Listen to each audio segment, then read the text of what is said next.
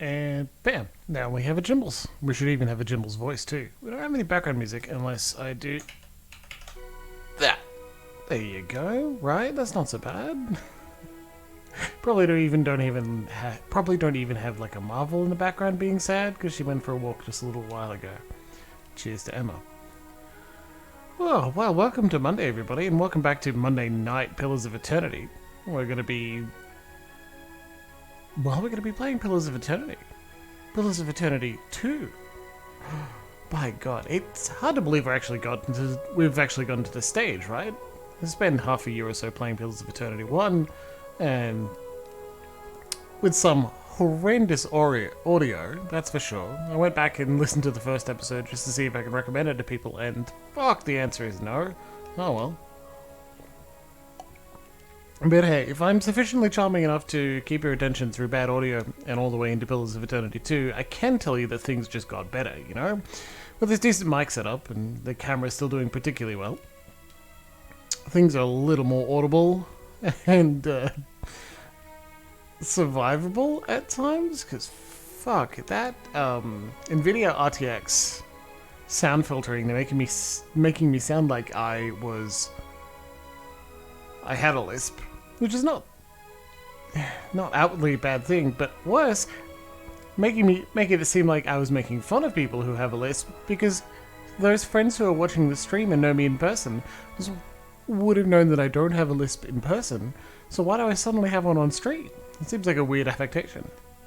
A lot of people just pick up YouTubers, not put on different voices, particularly slightly offensive different voices.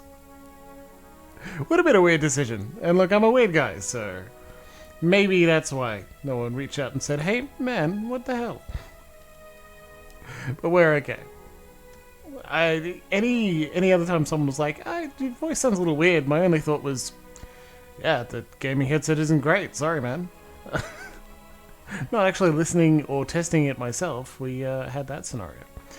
But hey, I still really enjoyed it. Perhaps I can go back and redo any of the monologues from the Divinity quests, talking in Slam Shadow's voice in my extra dramatic tone as Slam Shadows peers beyond the veil into the other side. We'll get more of those here in Pillars 2. Ashley Johnson is certainly doing her best to be a narrator in certain periods of the game, so I may need to jockey for that attention. Maybe if there's something I really like and I want to do myself, I will steal it. I'll just mute the audio and read it myself. It's striking enough that sometimes in conversations with Durant, like he's voiced, and then in other conversations he's not. Sorry, in other lines in the same conversation he's not. So I'm reading it out, and then I make a choice. Perhaps you made a choice with us. Maybe you're someone who watches live but also reviews in VODs, so at some point you're like, man, why did I choose this? And shout out to our friends in the VODs, it is good to see you. I'm glad you're joining us for Pillars of Eternity 2, a larger game. So I bet there are a lot of people who will need to catch up by watching those VODs.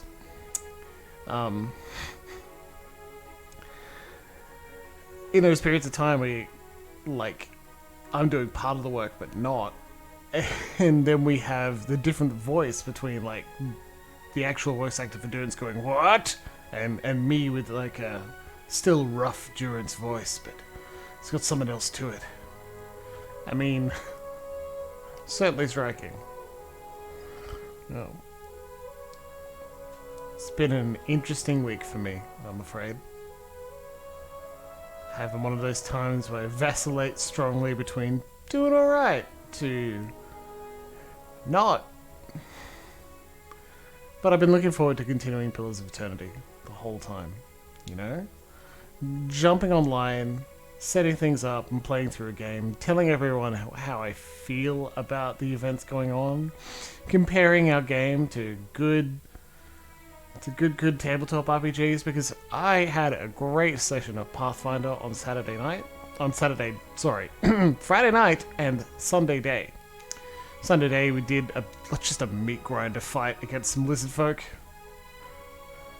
It was very video gaming. It was fantastic. We made preparations beforehand, learned the information we needed to know, role-played our characters out to a small amount, not an incredible amount, but a small amount, had fun doing it, and then got stuck into a good long combat. I had a couple of choices, some tactical decisions, and then came out on top after just a bit of strain. Good. Exactly what I needed. On Friday night, I ran some more Pathfinder 2nd as well, as with Strengths for Thousands. And it's a little hard to get back in the swing when we're running games online, but it was definitely enjoyable to continue telling the story in that area. It was also a very long combat there. It was a bit more threatening because those players are only level 2. I don't know, it was really enjoyable. I'm really glad I had those highlights of the week. Anyway, let's get going, shall we? Huh? I'm gonna switch to live stream. Since my hot buttons don't actually work just yet, I'm gonna alt-tab and interrupt the music, but not too long, right? Let's click the continue button and it should load Slam Shadows, rather than last time we clicked continue last week, and we got, oh snap, it went to a previous save and picked up Wraithen, I think. Nah. Ruithas. Ruith. That was the character, it was a cipher. Now, Slam Shadows. Last week, Slam Shadows, when he was updated to Pillars of Eternity 2, after he got his soul sucked out by Aethys, and then ended up on a ship. Oh, hey Luxie, good to see you tonight. Slam Shadows realized that he was not just a chanter. Well, the whole time he's also been partly a cipher too. So now he is a chanter cipher, multi-class. That means we don't get the top 2 tiers of each skill. That's what happened to his soul, absolutely. Yeah, it was partially stolen by Aethys, sucked out. And that's after the events of Pillars 1. The prelude to Pillars 2.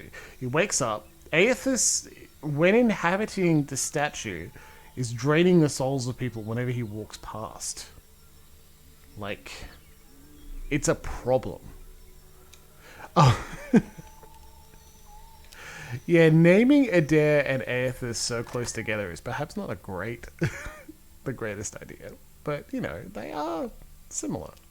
No. In the party, we've got Adair, who is now a fighter rogue. He's a swashbuckler. And Slam Shadows is a spiritualist as a chanter scion, with subclasses as well, which makes him the most interesting class. Absolutely. What happened? Here's a reputation screen. I'll show you this. This is a full UI. The Watcher's reputations and dispositions are displayed on the reputation wheel. A companion's reputation wheel displays the reputation with other party members and any biases they might have. That's Seraphim, a character we haven't met yet. That's Shorty, a character we haven't met yet. That's Adair and Eloth. Now, these two, this is not how the reputation UI should work. A lot of the time, they're just using Adair as an example. Adair doesn't have relationships with other companions.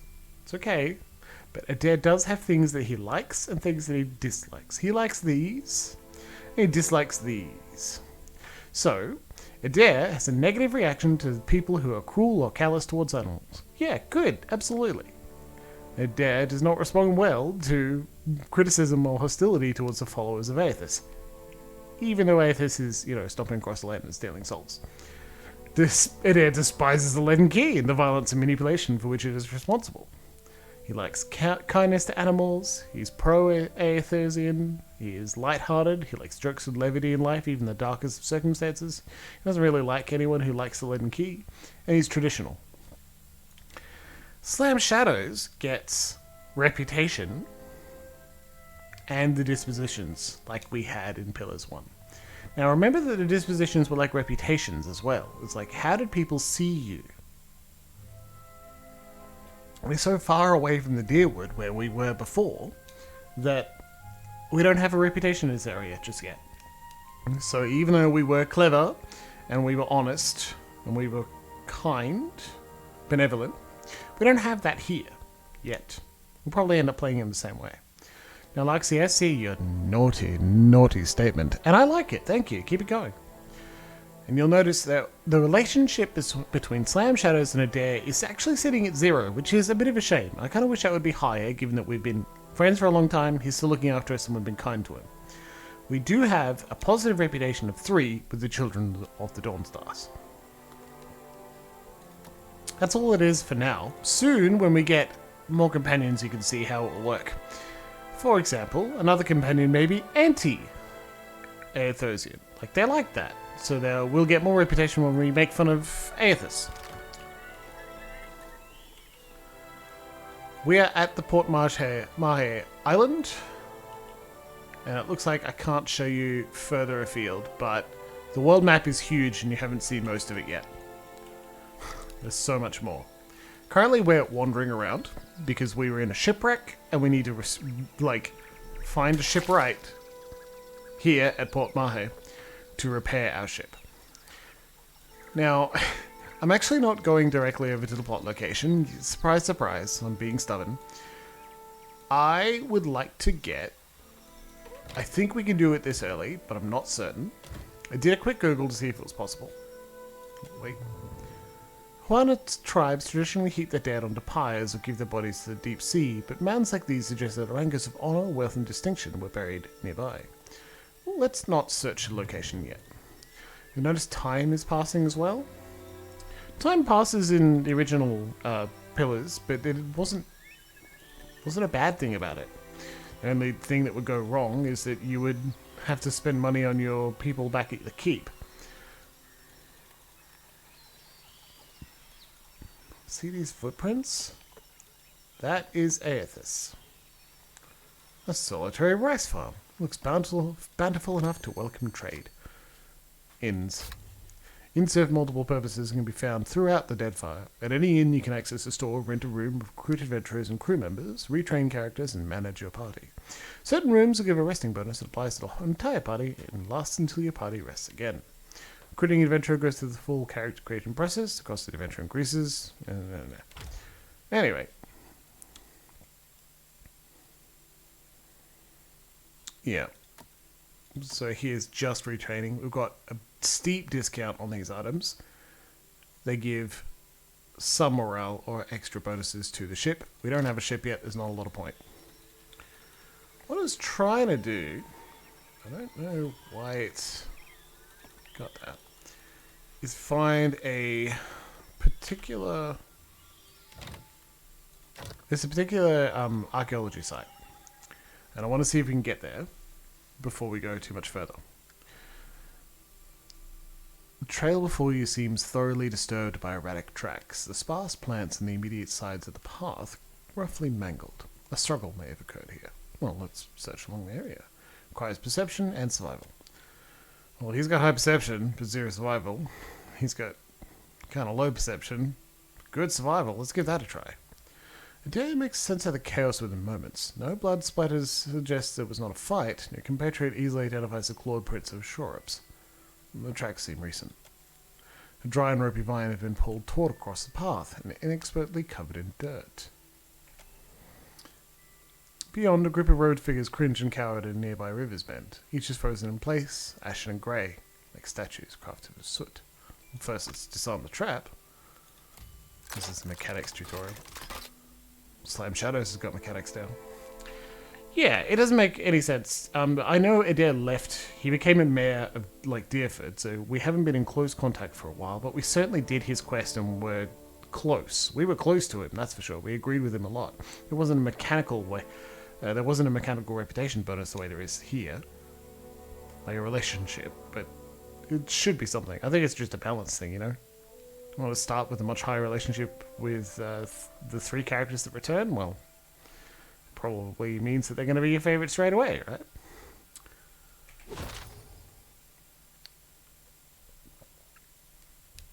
Well, now we've got a sweet trap to sell. Let's search for Zorbs.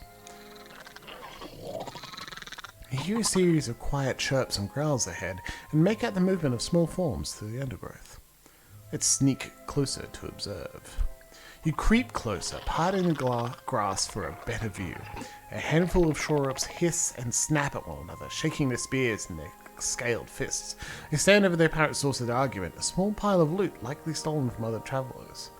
Ability, scatter them with magic, ambush and attack, or use a cipher ability, because we are now a cipher, to stoke their anger. You reach out with your thoughts and brush the simple chaotic minds of the wilder. As if blowing on an ember, you encourage their anger. Their hissing grows more heated and they begin to jab at one another. Finally, two leap at a third who scrambles away and into the overgrowth. The shore-ups all give chase, crashing after. With the shore-ups gone, you're able to collect what they left behind. You discover a few coins, a tattered cloak, and an old stiletto. Ooh, cape, stiletto. Lovely.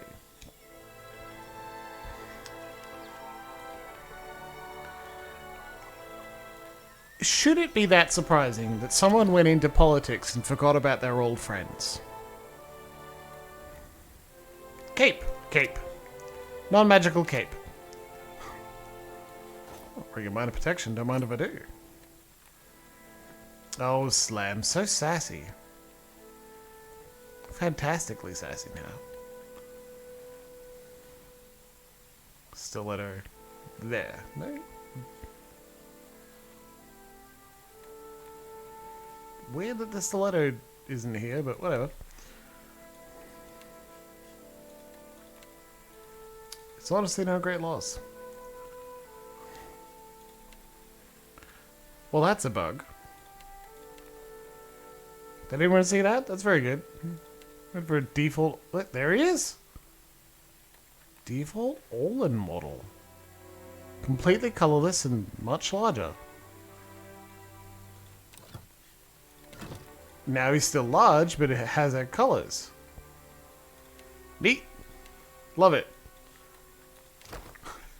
Okay, so now we found the Inkwith and dig site, which is what I was looking for. Let's go.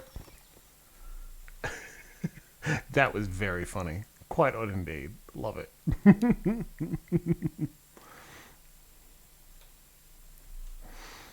Okay.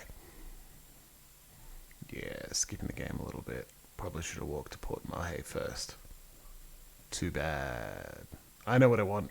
This feels very similar to walking all the way to Deerford and grabbing Grieving Mother as literally as soon as we could. Except this time the decision is happening very early in our playthrough. And very early in tonight's session too.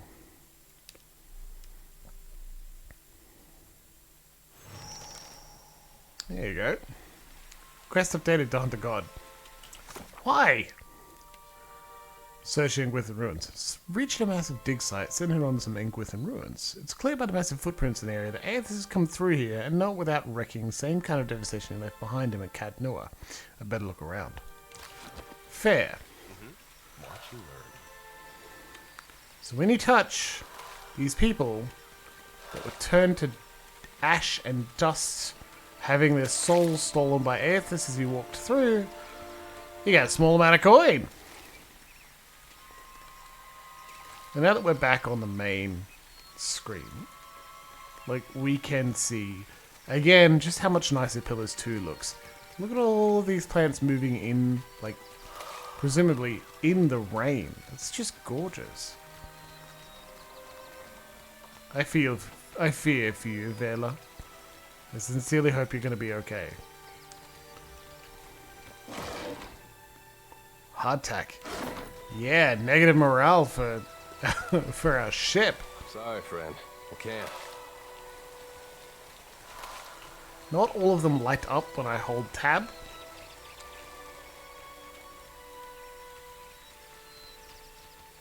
Oop, there's a worm. Company.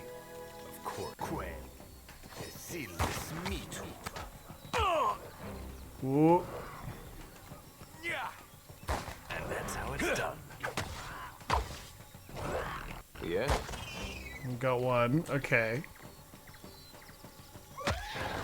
That he's knocked down. That's good. Oh, he's knocked down. Use your rogue crippling strike. Got him. Alright, there we go. Good, good, good.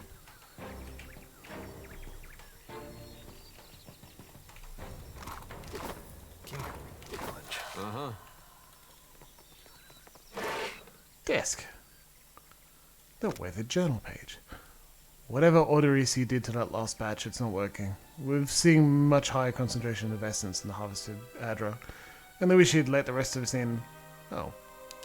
Did I say it's working, or did I say it's not working? That's not correct. We're seeing much higher concentrations of essence in the harvested Adra. Ugh. Damn it, Luxie. Only we should let the rest of us join in on his methods. One of our Hawaiian workers got the jolt of his life transporting one of the crates, and that's on top of the one that got blinded last week. All Odorisi has to say for himself is that they were careless.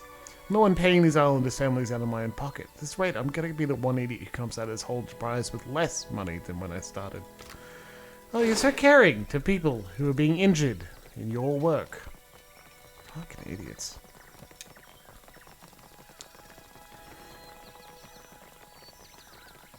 Fast mode makes it like easier, but in the end, I feel like at least at this stage in the playthrough, I want to show off how good it is, right? Move a bit slower, have a good time. Do some exploration. That order's too tall. You made it, don't worry about it. Ooh, another note, scroll note. Ferris, take this coin out to the Hawaiian village and see if you can round up anyone willing to do a week's digging for pay. Try the low caste types first, though. The Roperu. They're used to hard work and they don't ask for more than their share. Wow. Fucking dicks, right? They're everywhere. I got this. Whoever was in here left in the middle of drinking their tea. Warning, extreme danger inside. By the order of Odorisi, the training hall is off limits to exploration. I feel vaguely bad for looting all these corpses, but we well and truly need this money.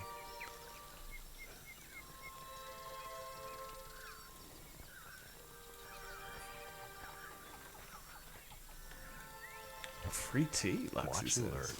Exactly. I don't think I can pull that off. Got ourselves some free tea, maybe a bit of gin.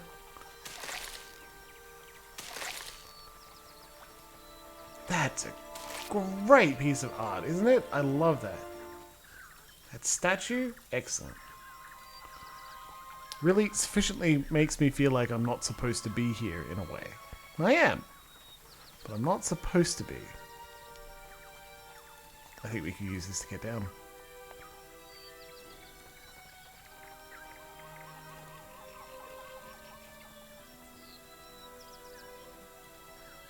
There we are, taking a look. Deserted cat. You gain an item called Gosha. 1 perception. Jeez, that's a pretty big buff.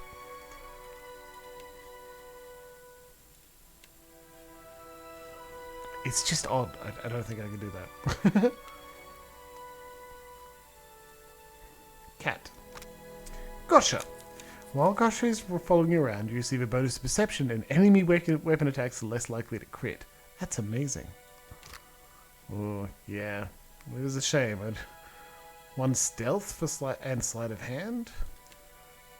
You know what? I think will improve a saw point. Though it has a higher perception. Let's have a beakhead for extra intellect. That's pretty good. We'll be back in a moment.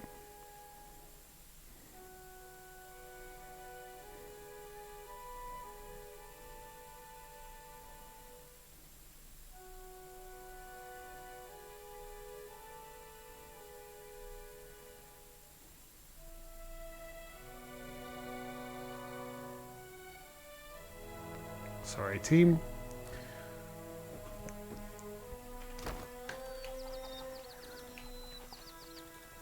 Sometimes you just gotta reply right away.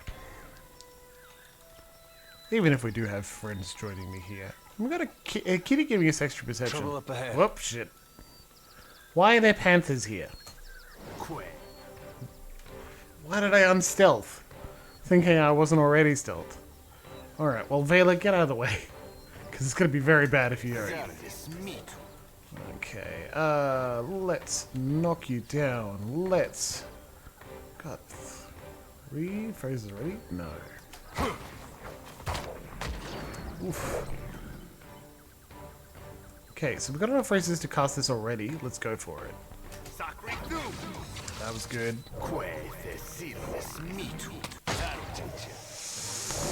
Gotta get the panther down because Vela is right. Okay, good work. That's it. Good, good, good.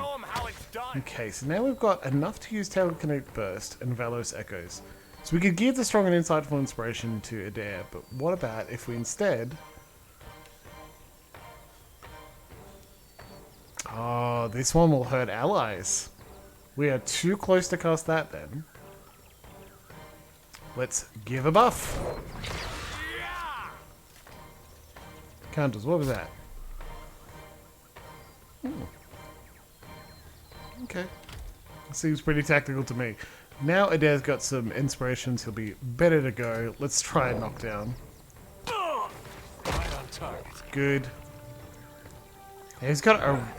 I'll teach you a lesson. There we go.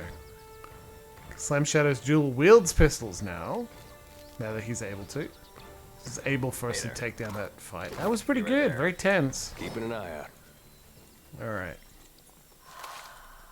So loosh.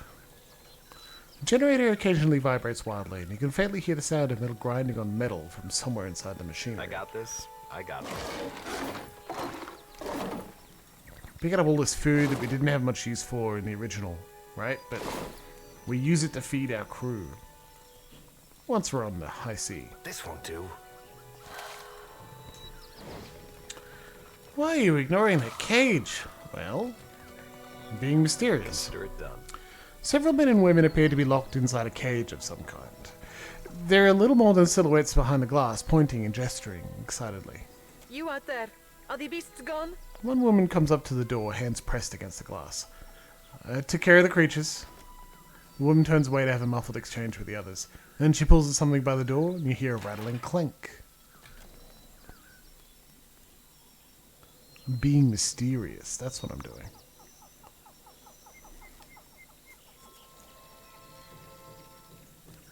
Perfecto.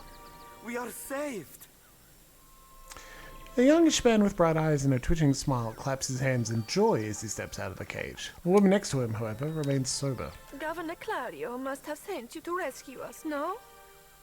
But you do not look like one of his guards. She rises onto the balls of her feet and peers behind you as if searching for someone else. She looks to be only midway into her 30s, though the serious set of her mouth makes her seem older. Well, we gotta go number 3 then, right? I'm looking for a friend. Tall, glowing, made of Adra. Maybe you've seen him? The older woman hawks an impressive glob of phlegm onto the ground and kicks a clump of dirt over it. Adair points affably in approval. I told you the governor does not care about us. This is all about profit. For him, the rest of the Valiant. Essentially, Adair just went, "Eee," and I think that's pretty well in character and very funny. Caloste! She silences the others with a sharp look. She turns back to you with a resigned breath. You are here, and that is what matters. The Adra Colossus, where did it go? Somewhere to the north, I think. By the mercy of all the gods, it must be miles away now. She shudders. I do not know why, but it seemed drawn to the pillar of luminous Adra we were excavating. What are you all doing? Hiding, of course. Corners of his mouth spasm. The cranky old woman next to him sighs and lays a comforting hand on his arm. We were taking measurements of the luminous Adra when something strange began happening. Fascinating. The pillar started to dim. The ground shook, and our instruments showed unusual variations. He licks his lips. That's when those of us with a grain of sense got into the cage. She glares at the excitable young man, but he doesn't seem to notice. The cage? Something we made to protect ourselves from surges in the luminous Adra. Those have not been a problem, but I am grateful today for unnecessary precautions. What happened then? The Colossus. Some kind of construct made from luminous Adra. It passed through the arena toward the pillar. So you may have at least part of an idea of what's going to happen now. Vanessa closes her eyes. Moments later, the pillar went dark, and all of our colleagues outside the cage froze. If you're It paying turned to ash. a lot of attention, you may have already noticed why I came here first. She goes quiet, her hands clasped in front of her. The young man leans forward, his eyes wide with a perverse kind of excitement. That is when the panthers and worms showed up. Started going through the tents. It was awful, but Engfirth. Benessa shoots him a furious look, and he falls silent again. A confused and slightly injured expression crinkles his face. Some of our people are still missing in the ruins, including Oderisi, our lead researcher. It is possible he managed to hide. Her furrowed brow, however, suggests otherwise. I'll help him however I can. Most of the ruins are that way, through the door next to the ramp. She points to a dark entrance in the eastern wall of the arena. If you're going below, you should take Engfirth with you. She turns and motions someone to the front of the group. Hey, he looks just like... Adair cuts himself off for reasons not yet apparent. His jaw hangs slack. A sharp-featured elf comes to the fore. As he meets your eyes, he gives you a knowing nod. He's earned a few new scars, but you recognize Alaf Corvusor all the same. He taps a finger to his lips, a sly smile working its way across them. Engfirth knows a great many spells. At first, he even cast fire to chase away the panther. Yeah, he could cast a few spells. Until the flames nearly caught one of the tents. You're making a really great case for Engfirth. Outside of this cage, his skills would be a boon. I do not expect the ruins will be any safer.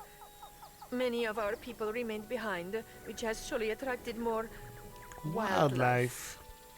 It would be prudent to take help, as long as Engfirth is willing to go.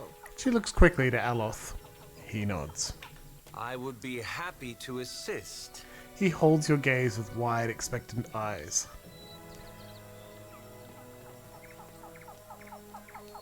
I'll gladly accept his help. And gives you a quick smile. Be careful, I'm Miko. She gives Aloth's hand a quick squeeze before backing away. I shall try. Aloth nods at her before leading you a short distance away. Thank you for your discretion. I'm certain you have many questions, but I fear they must wait until we're off this island. So, Luxie, last session you were like, oh man, can't wait until we can get Aloth again. Where's Aloth? And I'm like, oh, for fuck's sake. I'll make it happen, don't worry. He casts a regretful glance back at Vanessa and the Adamancers. Well, you've made new friends. Adamancers no less. I shall miss their company, though this only confirms that Adamancy is a hazardous pursuit at best. At least tell me what you've been doing here. That's a rather long story. The short version, for now, is that I'm gathering information on local Adamancy operations. He looks you up and down. But I could ask you the same. Hey, Luxie, you're essentially the only one in chat, that we have a couple of people watching, and I gotta say, I love you lurkers. You don't have to chat to be included. I hope you're enjoying what we're doing. But this does mean that only people in chat can vote. So, Luxie, you ready for a vote? What do we say to Aloth? 1, 2, 3, 4, or 5? I know Deadman is lurking, and I'd love to note that option 5 is essentially turning and walking away and leaving. So... maybe that's what you want. Anyway, 1, I'm following the Adra Colossus. And 2, Aethys destroyed my keep, killed most of the people there, and nearly killed me. He'll answer for it. 3, the gods are up to something again. I need to understand what. And 4, I decided it was time to see the world and find myself, or whatever part of my soul that Aethys took. Your vote. Floor is very slam, isn't it? It's just perfect.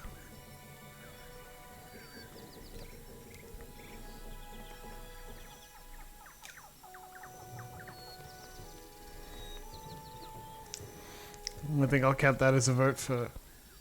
Oh, hey everybody, good to see you tonight. Tapping on phones is hard. You have no obligation to, but it is nice to know you're here. Number 4. I decided it was time to see the world and find myself, or whatever part of my soul that Aethys took. Well, there's never a dull moment with you. He raises an eyebrow. We can speak more freely once we're away from Port Maje. For now, let us find Oderisi. You got it. Aloth. Choose the single class or multi-class for this companion. This choice cannot be changed later. Wizard, Battle Mage, Spellblade. Aloth is always a wizard. You can't not make him a wizard. This is a good decision. Like, remember, the options for Adair were like rogue, fighter, fighter rogue. Your choice. And here for Aloth, it's wizard, or wizard and fighter, or wizard and rogue. So I'm leaning away from Spellblade because we've already got another rogue. It's just unnecessary. I'm leaning away from Battle Mage as well because I've got a wizard fighter.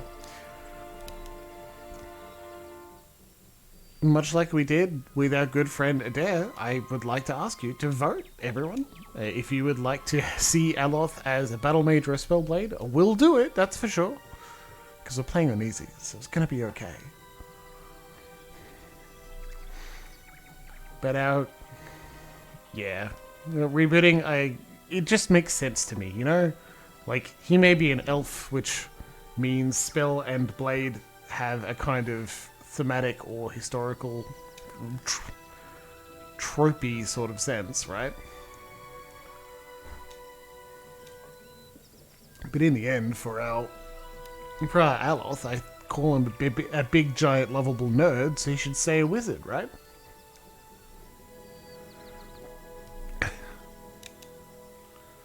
Yeah, all rogues all the time. Sadly, no jump attacks, otherwise Deadman would be pretty pleased. Well, I'm going to click Wizard, and I'm going to click Accept. I'm learning a lot. Good job. As a wizard, he's got the Keybreaker Scepter. So, again, items. Oh, it looks good. You're a good man, Aloth. I'm glad to have you with us. I'm going to give you a stupid hat. Hello, Emma. Welcome home. And a stupid cloak. There you go, buddy.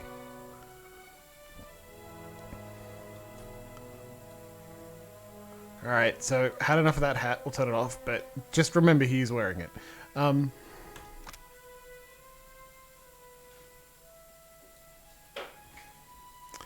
I love that it says, unlike most deer, wooden leather armor, because, like, I think they just straight up copied the description from his Pillars 1 appearance. But for his weapon, much like Adair has Mayoral Medallion, and that is just his ending slide, Aloth also has an item that just has his ending slide from Pillars 1. The Keybreaker Scepter. Additional effects. Revelation. Frighten Kith targets on a critical hit. That's pretty cool. It's also a ranged weapon? Thank Christ. When the dust settled in sun and shadow, Aloth looked upon the remains of Theos Ixarchanan, his former master. He saw where the Grand Master had gone wrong and what would be required to undo the harm Theos had wrought. With a flick of his wrist, he burned Theos's robe, headdress, and every other symbol of the man's power. Never again, he vowed, should Kith live in fear and blind obedience to authority they do not understand. Armed with the knowledge and courage he had gained on his journeys with the Watcher, he set out on the long and lonely task of dismantling the Leaden Key. To that end, he crafted this iron scepter with which he would combat the agents of ignorance and fear. Well, hello, Emma. Thank you. Now, if you let him take over the Leaden Key, which is the other option, and redeem them and work to undo the harm they did, he has Theos' headdress, and it is just as silly on him as it is on Theos. But I'm glad he has it. I thought I'd just mention that. You can also enchant things and, like, change the unique benefit. Maje Theos. Aura grants party chance to reflect punishment and condemnation attacks. Or, plus stand all defenders except deflection enough from nearby allies when you kill. Also, change the power. So, Mythic requires... Oh, the Mythical Address... Well, now we've found the purpose of the Mythical Address Stone we spent all those Bareth's blessings on. Just straight up make something have 75% extra damage, 18 accuracy, 5 penetration. Or... Character requires all that. Okay. Plus 5 armor. Just 5 armor straight off. Well, lovely. And once we find a particular item we can enchant that we love a lot, we could make it amazing. I don't think it'll be anytime soon. I imagine when we see something that's that good, we'll be like, ah, yes, that's the one we want. But now we have a 3-person party. Makes us even stronger. And we got Aloth, so whatever we get up to, Aloth will be with us. And honestly, it makes me feel a little more secure, right? Yeah, like that's exactly right. Maje the theist, like misanthropist. And probably the mistheist. Misotheist. Misotheist. Misanthropist. Yeah, got it. Huh. Took me long enough. But hey, we've only got the voice acting tag here. It's not like pronunciation is that important. Hey, watch out. A cave beetle? Good lord, what are we gonna do? Quick, Aloth, tentacles. Oh, that's good. Can we get a knockdown instead of a crippling strike first? Because I'm good for him. Yes? Now, Aloth is now out of spells. Combat didn't end, we could hit Empower and get those spells back. Yes? I got this. Calls for a subtle touch. Because they've changed more things to be per encounter instead of per day. Champion's Medallion. Small Adra disc is apparently to be worn as a medallion. One side of the disc depicts a figure with its arms raised triumphantly above its head, a blade in one hand and a shield in the other. The other side of the disc has been worn smooth with time and is unreadable. Note! One of the workers dug up this old Adra medallion in the sub-level tomorrow. I doubt Odorisi would be interested in it. Besides, looks like it's worth something. Might be nice to surprise the crew with a bonus. Well, okay, the foreman isn't a massive jerk then. That wasn't so bad.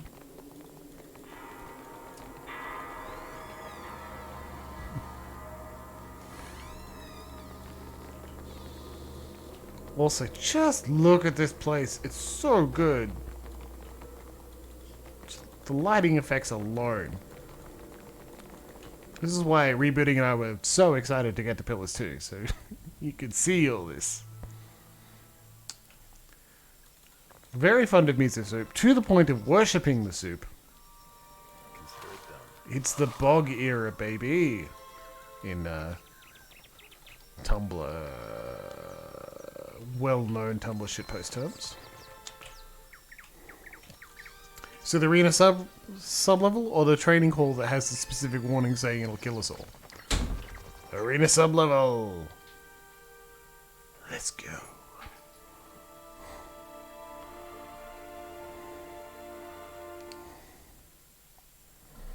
Loading time has increased in Pillars 2 though. I'd say that's the downside.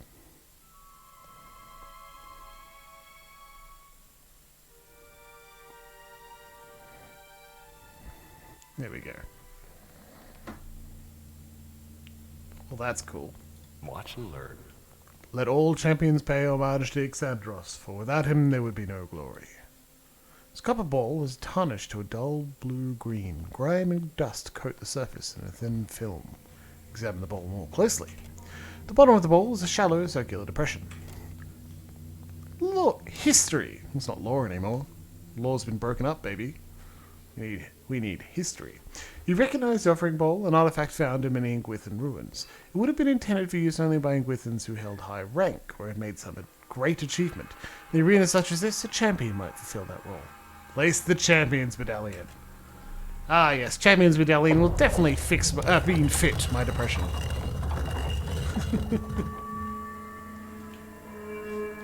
Also, Aloth doesn't have a pet slot. That's only for us. I shall. Keep it down.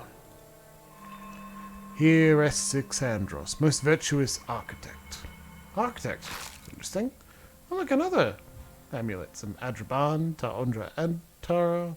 It's ingredients, but also, like, amulet of health. Love it. Looting corpses. Won't go poorly for us. It's fine. Hey.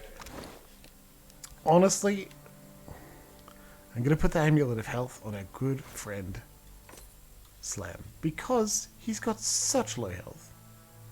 What with the very negative constitution we gave him. Poor fools. They were unprepared for this.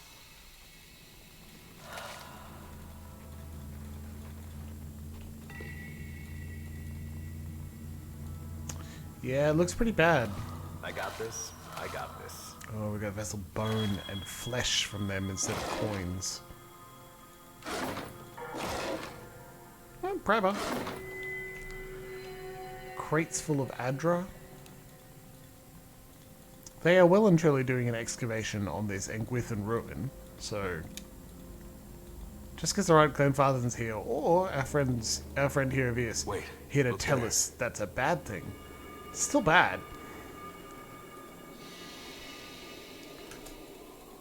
Now remember, he's a rogue now, so he gets backstab damage.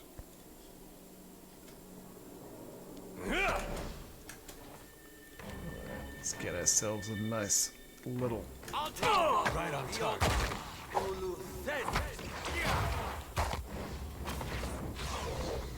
strong and insightful. Get him! Did you see that? Aloth with his cool scepter getting a killing blow. Sure. I bet my tongue kinda hurts.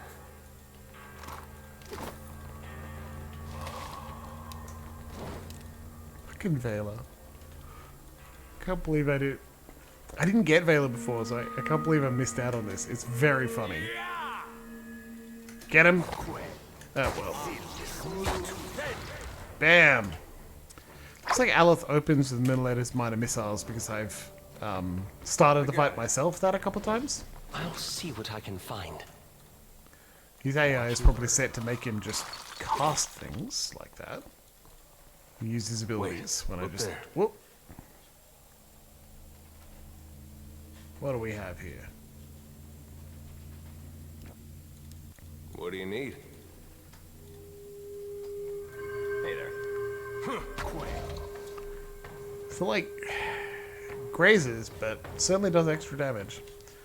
It also puts him in the center of the enemies, and like maybe that would be bad. Let's do this and get ourselves some. Come on. Come on, Aloth. Show him how it's done. Aloth.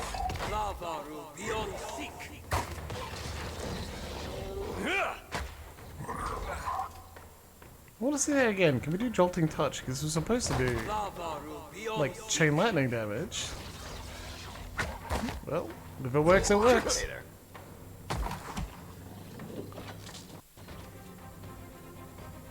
Hey, Gary, good to see you tonight. Pirate, Binding Copper. Leave it to me.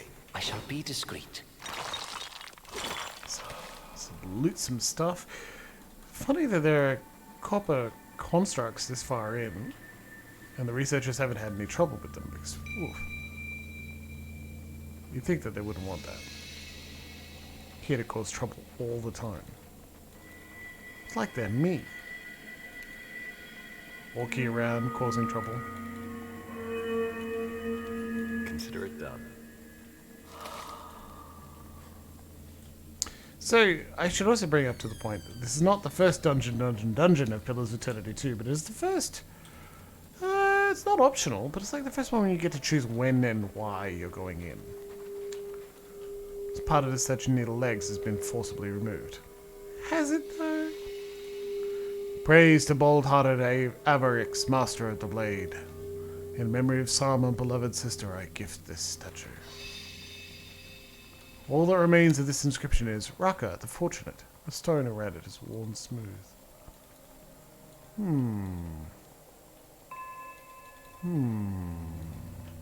Only the bold, the reckless, and the fortunate shall pass safely within. These ornate bronze fixtures appear to be braziers. Soot lines the interior of their metallic petals, and you spy a fresh coal beneath a filigreed grating. Someone lit these recently, and due to means you might do the same. Well, Adair, you carry around a torch. Could you do that? Nothing happens for a moment, then the brazier ignites in a sudden rush of flame. Do it again. You scarcely touch the flame to the brazier's surface when it catches with a hollow roar. The flame jets downwards, moving into a narrow channel connecting both braziers. I like that the second time you do it, it's easier to light. Just thematically.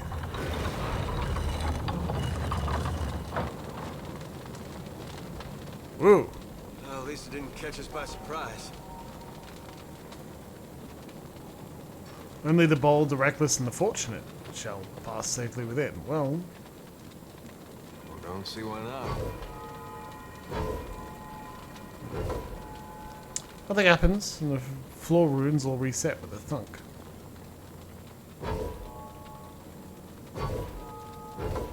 Well, clearly we need to turn off 3 of them. The bold, the reckless, the fortunate. No, leave the bold, the reckless, and the fortunate that are still glowing, right? That makes sense. If only we knew what they were. Yeah? Uh-huh. Well, yeah, let's return later. Maybe we'll learn elsewhere in the dungeon. Get him.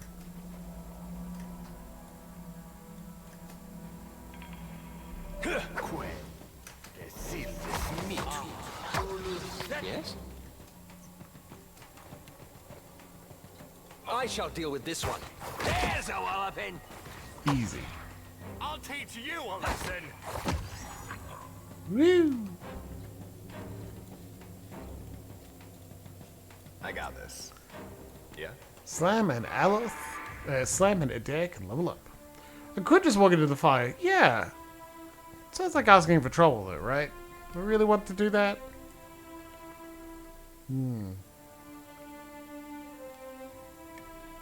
Well, now that we've got Aloth here, I don't think we need Arcana. We don't cast that many scrolls anyway. Aloth also knows explosive. Good man. Good man.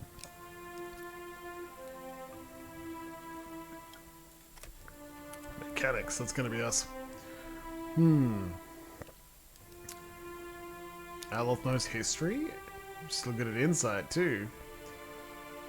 He's also good at metaphysics. No one's got religion yet. That's intentional, don't worry. I think we take diplomacy again. Bluff and diplomacy. Certainly the most important things for our good friend Slam. We can't take any rank 2 skills yet, and that's not a problem. I'm gonna take another cipher skill. Straight off the bat. I know. Get ourselves a Whisper of Treason. Because it's just so powerful. We don't need any of these just yet. We got Come Soft Winds of Death, and even Dull the Edge, Blunt the Point. It's fantastic ones. Soon we'll have... But Gurnus slew the beast. Soon face its kin. Some more of these invocations. Some of these as well. In a minute, we're practicing our Scion skills. I mean, I wouldn't hate walking directly into the fire, but I think it just straight up kills the people. That sounds bad, right? Let's not do that. Ah, yes, you're a survival monkey, my friend.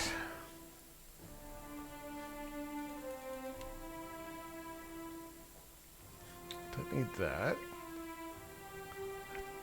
Don't know if we need that either.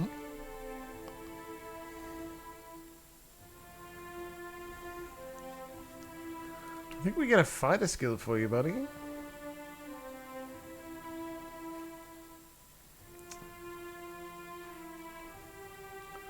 So your wear inspiration is not terrible. It's certainly good. Also gains acute. Yep. Lovely. Just give himself a buff in combat. Right here. Right, yep. You might find it interesting. They'll never know I'm here. A chest with a tattered note. I wasn't sure about the constructs at first. These new techniques may be less extreme than those of eccentrics like Galvino, but it gets harder to remember that once the hulking things are moving about like large, noisy, witless dolls. The constructs require daily maintenance, and they make the workers uncomfortable. Still, they've been an effective deterrent to local wildlife, and I have to admit I've started to feel safer with one of them standing nearby while I work. Odorisi despises the things and avoids them if possible. That alone is a considerable benefit. Ooh, glaive berries. Highly poisonous. Amazing. Could probably get up to mischief with that. Ah, yes. I see where you're there. A fine dagger now. Excellent.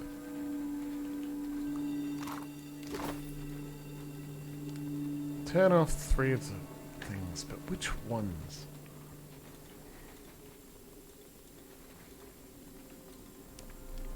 Well, if I haven't been explored up here. We've been everywhere else. So the solution's got to be staring us in the face somewhere, right? Will we feel ridiculous if we don't work it out? I will. Wait, look there. Whoop. Show them how it's done. Get him.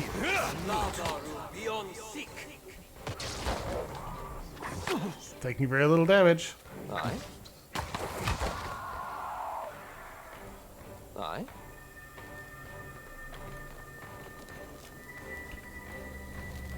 I'll see what I can find.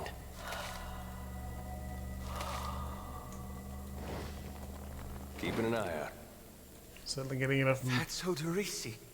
Whoops. Frozen mid-stride, this grim figure is turned towards the colossal pillar of Adra that dominates the chamber. Oh, hey, Sono. Thank you. I'd love to receive the love. Yes, please. The ashen corpse's outstretched hand rests upon the crystal's dulled surface. Clutched tightly in the remnants of a fist is a bundle of papers bound together by a leather cord. Several more pages are scattered on the ground at your feet. Odorisi. He was in charge here. Bit obsessive, but a good enough fellow. I hope this was quick, whatever it was. He leans forward as if to close the figure's eyes or smooth its features, but merely clasps his hands with a troubled frown. As he pulls the papers free, the ashen fingers gripping them slough away, disintegrating into a fine plume of dust. You gain an item, Odorisi's notes. Odorisi's notes, acquired from his corpse, are a dense collection of jargon and diagrams. They allude to mechanical and chemical processes used to treat Adra while it is refined into powder. These notes would doubtless be of interest to those working directly with luminous Adra. Standing here, but a lone figure, you are struck with a feeling of dread. The air around you, the very motes of ash and dust, all of it is stagnant and still. The feeling grows worse when you look up at the Adra and sense no energy flowing into its surface. It is as though it has been disconnected from the wheel.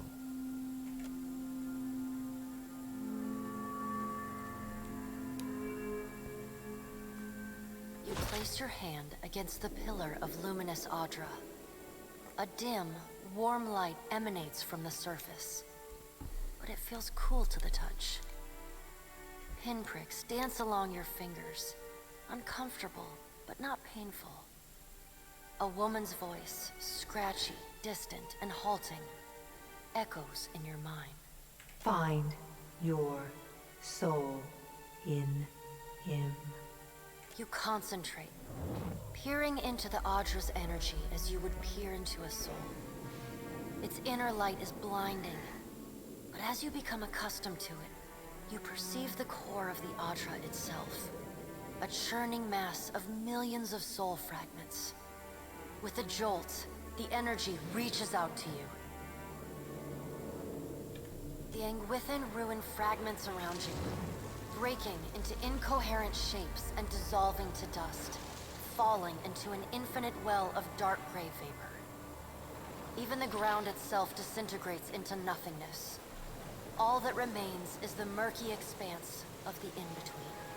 The Adra pillar, and a skein of golden threads rooted in the pillar that extend far off into the distance. You focus on the threads. You catch glimpses of memories, your memories, mingled among the memories of thousands of other captive souls. The filaments begin to cohere, rapidly twining into a golden cord. With a muffled crack, the cord ripples outward in a violent wave toward the endless distance. The cord undulates over a space so vast that you lose sight of the wave before it finds its end. Then, a heavy creaking, like the sound of mountains shearing under their own weight, washes through the dull gloom of the in-between. A violent force yanks you along the cord at an incredible speed. The murk of the in-between warps erratically, as though you are observing it through an ill-ground lens. Just as quickly as you were pulled forward, you stop, suspended below a massive figure of ancient carved Adra. Like all Adra, It glimmers with energy, but the souls and memories within it are not flowing down. They churn in a vortex that burns at the heart of the statue's mass in some invisible engine. It is Aethys. I love the art. I love how Aethys is revealed at that point. The great golden cord terminates in his back, sending pulses of energy throughout his limbs as they move. He walks in long, slow strides toward a brilliant pillar of Adra far in the distance. It shines even more brightly in the in-between than Aethys. So maybe we know a little bit more about what he's doing then. From within the teeming throng of souls, dozens of eyes look out to you. Through the cord, their collective anguish and despair push at the edge of your mind. And what it's costing. Help us! Please! Help us! Their voices echo in your mind. Somewhere within their ranks, you can feel the presence of your own soul, slumbering deeper in the gyre. Hey everyone, time to make a choice. 1. Reach out to the lost souls. 2. Push past the lost souls to find your own soul. Or 3. Say out loud, Aethys, stop! What do you want to do? We are connected through the golden cord of reaching from one pillar of Adra across the oceans. Ooh, looks pretty good. 2 votes for 1, 1 vote for 2. Give ourselves just a few more seconds to see if we got our late casters wanted to see what'll happen. At least I can happily say Luxie won't be something irreparable. You know? Like, that's pretty good. I don't think it'll be that bad. Side note, Corey, yes. I imagine you're typing it. I won't hold that against you, of course.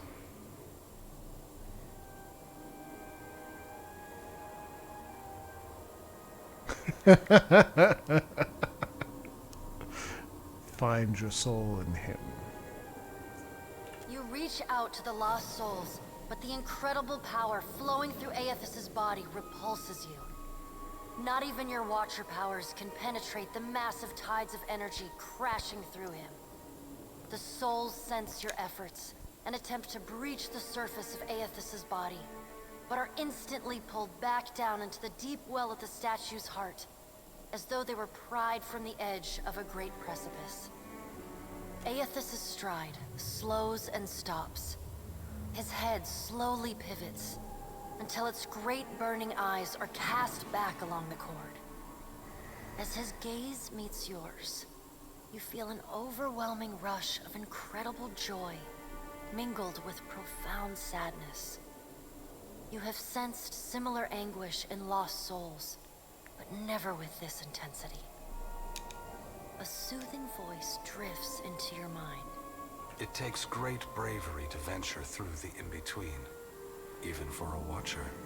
A swell of admiration radiates out from the god's heart, a force so intense that it momentarily overwhelms you. I love Aethys' voice so much. You do not need to follow me, for their sake or your own. Something beautiful is coming. Something that will save us all.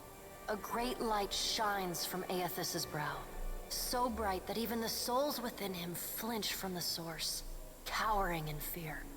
Through the glare, you see Aethys' massive arm reach up to grasp the golden cord. The tether carrying energy from the Adra pillar to him, that also suspends your consciousness. Next choice, everybody. 1, 2, or 3. 1. Wait! 2. What does that mean? Or 3. Give me my soul back! What does Slam want to say to the god? We'll spend a minute to compliment him. It takes great bravery to reach beyond. Does it matter, Luxie? I don't think there's an option there that is kill Aethys immediately and win the game. Huzzah! But... but it does show who Slam Shadows is when faced with another divinity. One that took part of him. What does he say? That matters as well. It matters in the story and the character we are building together. Some of you are the voices in Slam's head.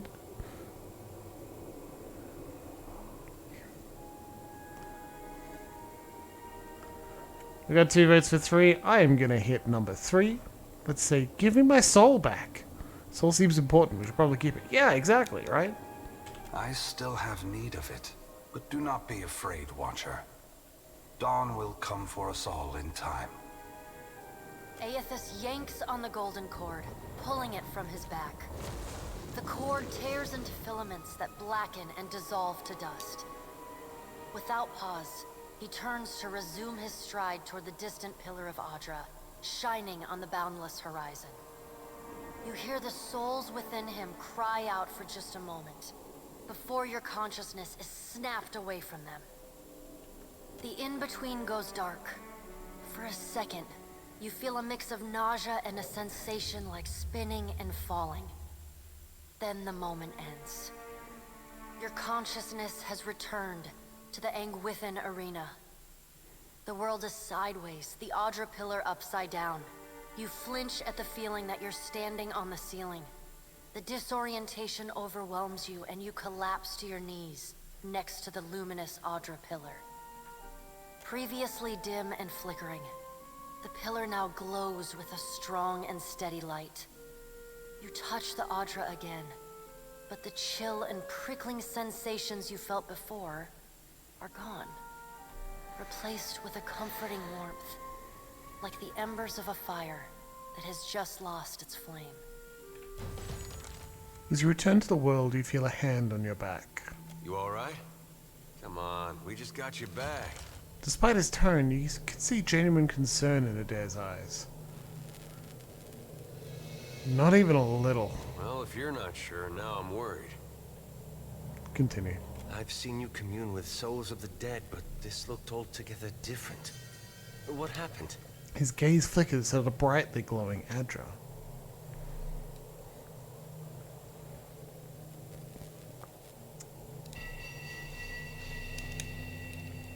Hey everyone, what's the choice here?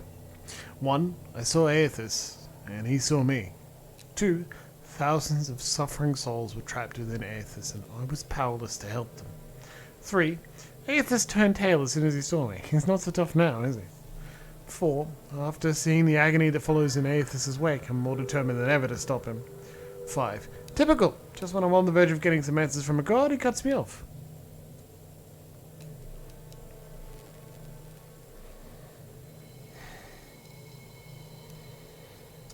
Yeah, how grumpy is our good friend Slam at the gods? Because, oh boy, is he tired of him. He's been saying it's been tired of their shit for a while now. Well, you got several votes for 4. Let's go with 4. After seeing the agony that follows in Aethys' wake, I'm more determined than ever to stop him. Yeah. Adair punctuates the brief statement with a troubled sigh. He turns away and rubs his beard in thought.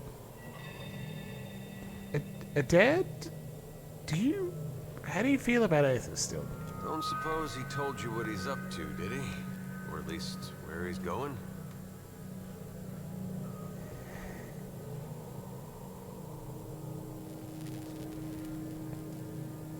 I think none of these have an actual mechanical or even like a...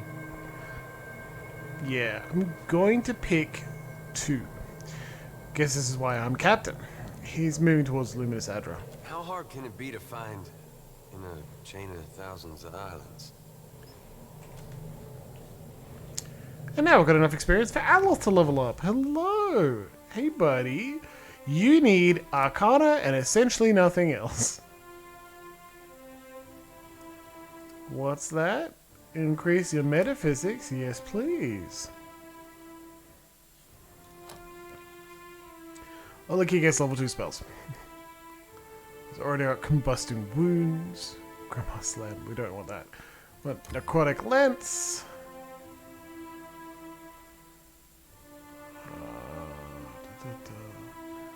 Shield, 2 weapon, 2-handed. 1-handed. No, we want none of those.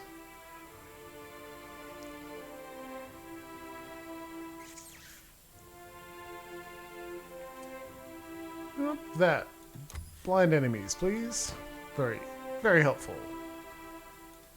Good job, Aloth. Get ever stronger all the time. Aye, indeed. Beautiful. Now that we've been through that. Let us speak again once we've left Port Maje. Okay. Hey, this brings back some memories, huh?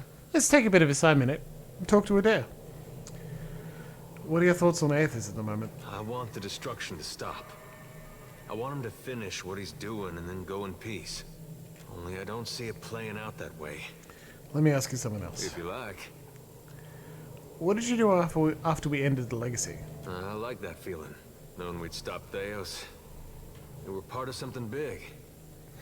Hey, someone who may have just joined us just for Pillars of Eternity 2 doesn't know what's going on? This was Pillars 1. We stopped Theos. You can take a look at that little helper text that shows you who he is. And how we fucking killed him. We straight up killed him too. Like, there are options to remove his memory or send him back to the wheel, and I'm pretty sure we destroyed him entirely. Bye, buddy. That was something I never felt before. Not even at war. Guess I went looking for it again. Not that I wanted to tangle with gods, but something smaller. Something I thought I could manage. There was that little town, Deerford, we passed through. Got hit real hard by the legacy. I went in and asked their mayor if I could help. And he was real friendly. But then it turned out he was in that Scanite cult they have over there. When I wasn't looking, he tried to knock me out with a garden hoe. Guess he wanted to drain my blood or gouge out my eyes with rocks or whatever it is they do. Didn't ask. Anyway, I came out of his house carrying his head and well, I got to be mayor after that. Of course that's how it happened, Adair. They didn't even want to do an election. I said if you're sure and they all nodded, kinda quick-like. I wonder why. How were you as a mayor? Some of it I was good at. Welcoming people, getting them to settle there, keeping order. But there were other things I had no head for. Negotiating, settling arguments, saying the right things. I think I made a difference, but plenty of folks got hurt along the way. And I don't know if that was something we could have avoided, or if it was the cost of trying to fix things. Let's get moving. Right here. Be right there. We'll try to spend a little more time peppering those sort of conversations in.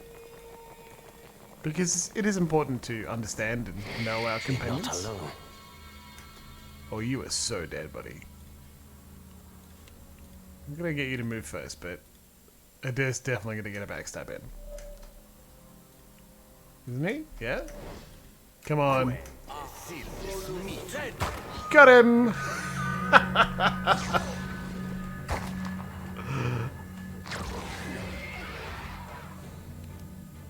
How may I help? Hey there.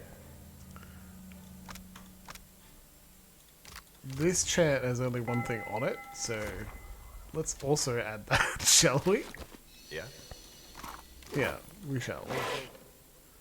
Ooh, a regular pistol. Watch and learn. Ooh, more hardtack.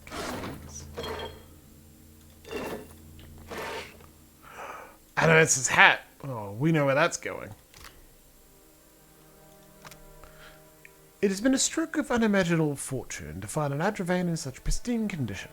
The essence is so concentrated here that even from the far side of the corridor, the pillar's light pulses like a star. At times I almost feel as if I can sense it, like the warmth of sunlight upon the skin.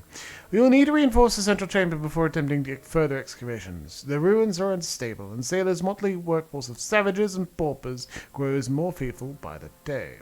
With the assistance of a single watcher, we could trace the essence in the primary vein and isolate those deposits worthy of extraction. I petitioned Director Castola Nekataka for such a resource, but I am continually rebuffed.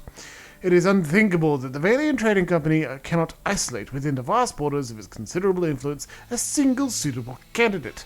I must assume that a wretched elite woman is hoarding them for her fanciful experiments. Transportation! As if we have the time to expend on such frivolities. Started to lose that at the end, sorry. Doro the Reckless defeated 7 beasts barehanded. Moss and grime have been scraped clear of large portions of this mural, revealing the vibrant hues of Enguithan figures beneath. Well, I think there's only one thing left to do, isn't there? Let's deal with this damn puzzle.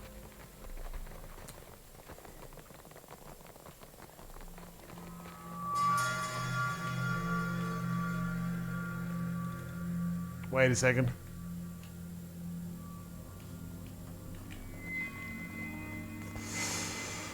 Well, well, well.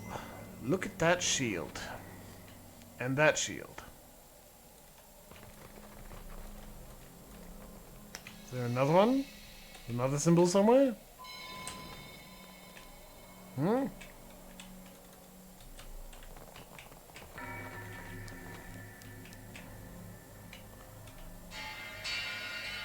Right, I think I see it.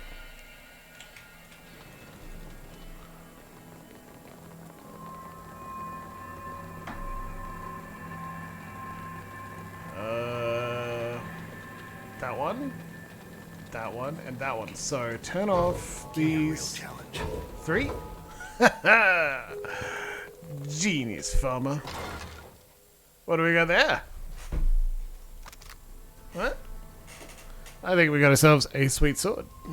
Corroded blade, -1 penetration. Scrim against scrim.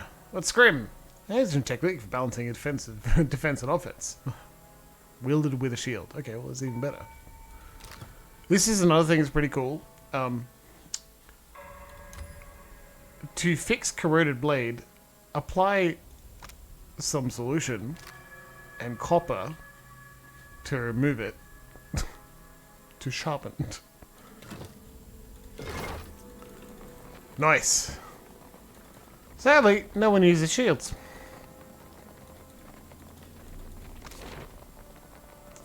Too cool for shields? No way.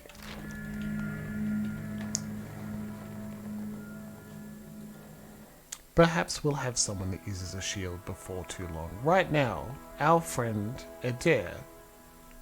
Oh. Spirits. As the souls move past you, some turn their heads in your direction, but most seem fixated below you on the Adripilla beneath your feet. A few nod their heads in thanks or raise a hand to acknowledge your presence. You're doing it again. That look. Like you couldn't beat a Hollowborn in a personality contest. Adair passes his hand back and forth across your eyes.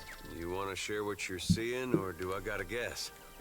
No, nothing really. I just saved countless souls by re-illuminating the Adripilla. Sure you did. Me too. I just saved a whole bunch of folks that you can't see. A small group of souls has started to cluster around you. One of them is standing a bit closer than the others and gestures for your attention. Watcher, we'd like to come with you. Why don't you just go to the Adripilla? We would, and we appreciate that you showed us the way, but what if the Adra goes dark again before we reach the beyond?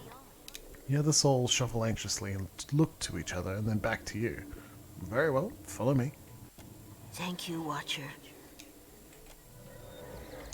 That's actually the developers being very clever about being able to go through the game in different orders. And you'll know when we meet the next companion. We will remain here to see to our dead. I'm sorry it happened. We'll check out the rest of these zones before we move too far on. I mean, we did level up, right? Very cool. Consider it done. There's a sword through that. His training dummy has long since been frozen into immobility by age.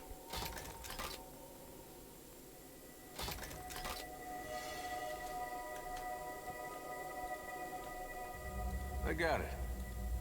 Stay behind me. Okay, we can do this, don't worry. Probably can't blind skeletons as much as I'd like to. Oh look, we've now got sympathy for the lost. Call upon the souls of those who have agreed to follow you. Their presence distracts all foes in the area. Souls now provide healing to the Watcher's allies. Well, let's just do that then.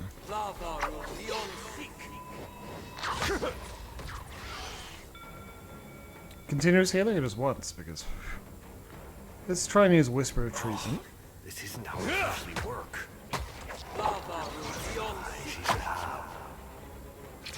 Charmed! It worked! Yeah. Let us get a few free attacks. Whisper of Treason being one of the most useful abilities that Grieving Mother casts at the beginning of every turn. Beginning of every fight. Looking forward to having Grieving Mother's friend Slam Shadows pick up her strategy. I got this. Though he still doesn't use two-handed swords. One of our weirdest decisions, but very funny.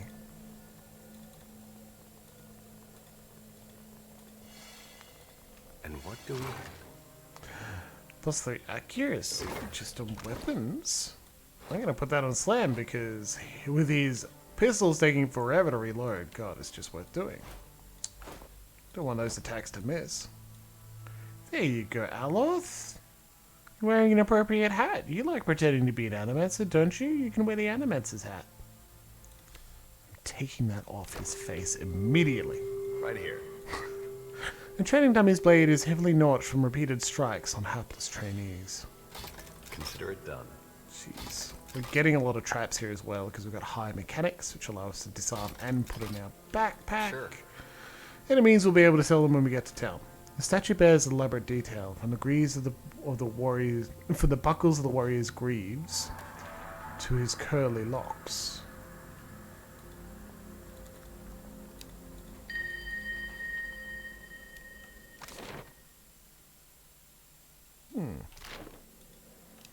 Interesting. It just opens up like that, right? Now, friends, it is about 8 minutes towards our regular break time, so it won't be too long until we have ourselves a little rest. Now we go on break for 10 minutes, and I come back with a cocktail, and I certainly intend to do tonight. I'll encourage you all to go for a stretch as well. Do whatever it is to look after yourself, because believe me, you deserve. Ah, Brian Imps! I'll teach you a lesson. Oof. I love the high value spells.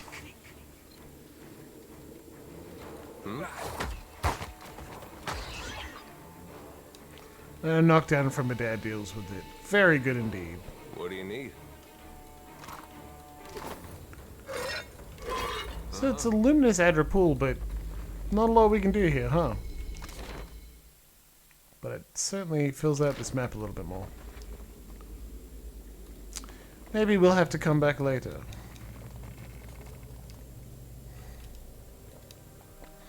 Bra nymphs. Now, any self-respecting nymph wouldn't be wearing a bra, right? I get a feeling they're allowed to wear whatever they want, but still. Yes. Part of Aethys' footprint. That dude's huge. Here's another one.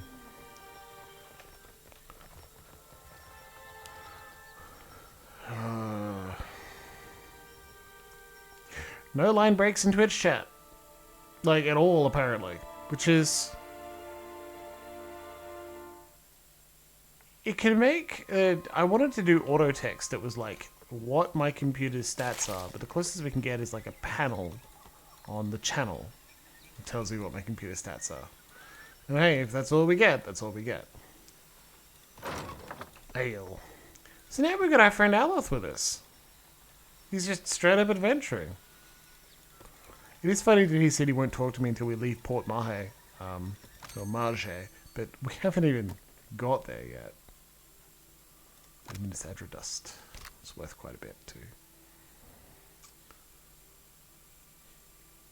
Now, there's only a few things I want to sell. It's the traps, because I never get around to actually using traps in battle, and so it's a bit pointless to just keep them. Consumables, traps. Just get yourself an extra 1,000. Now that, Luxie, is something I can't answer for you. We could investigate that, but... no, let's go to... Actually, let's, because we've got a few minutes before break, right? Start break in Port Maje. Thick woodlands spread to the east of Port Maje, the island, not just the town, slowing your travel. Birds flitter above you and insects drone incessantly. The path eventually gives way to game trail, and then to no path at all. You find a curiously marked tree, the bark gouged away in a pattern. Striations seem to run upwards from right to left, just shy of vertical. Okay. Well, Adair, we just got you a pet that makes it easy to find things, so let's use both those stats. That perception, that survival. Adair examines the gash in the wood, plucks a tuft from hair from the side of the tree. Wild boar did this. Wild boar did this. Adair taps the tree. Look at this. The sigil has been lightly carved into the wood, so faint as to be almost imperceptible. You passed both checks. Good job. You press carefully into the forest, your clothes damp with the humidity and the water dripping from the trees above. Quiet rustling in the underbrush draws your attention northward, deep into the forest. Well, tend to hide in the undergrowth.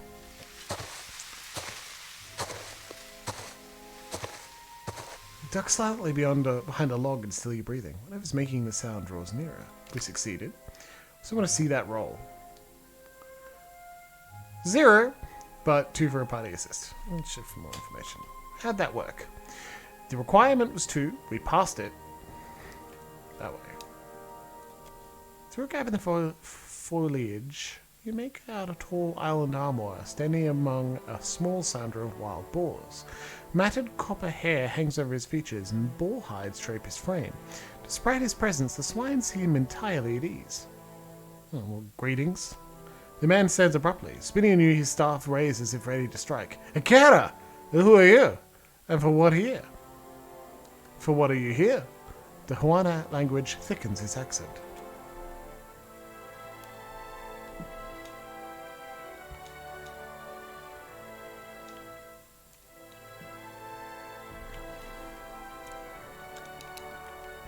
Before I attempt a Huana accent, I want to hear voice-acted Huana, because I don't want to just assume some sort of accent without having an inspiration. It could come across as pretty racist. And no one needs that disrespect, least of all island cultures that are currently in the process of being colonized by a shitty company. It does mean that if I get it wrong, it's not out of ignorance, just not being able to get the voice right. So let's let the game show us what it wants first, and we'll try and match that. Adair pokes up at the side of the boars, alternately imitating their grunts and juckling. Only at length, in what appears to be a heel-dragging afterthought, does his attention at last turn to the strange man in their midst.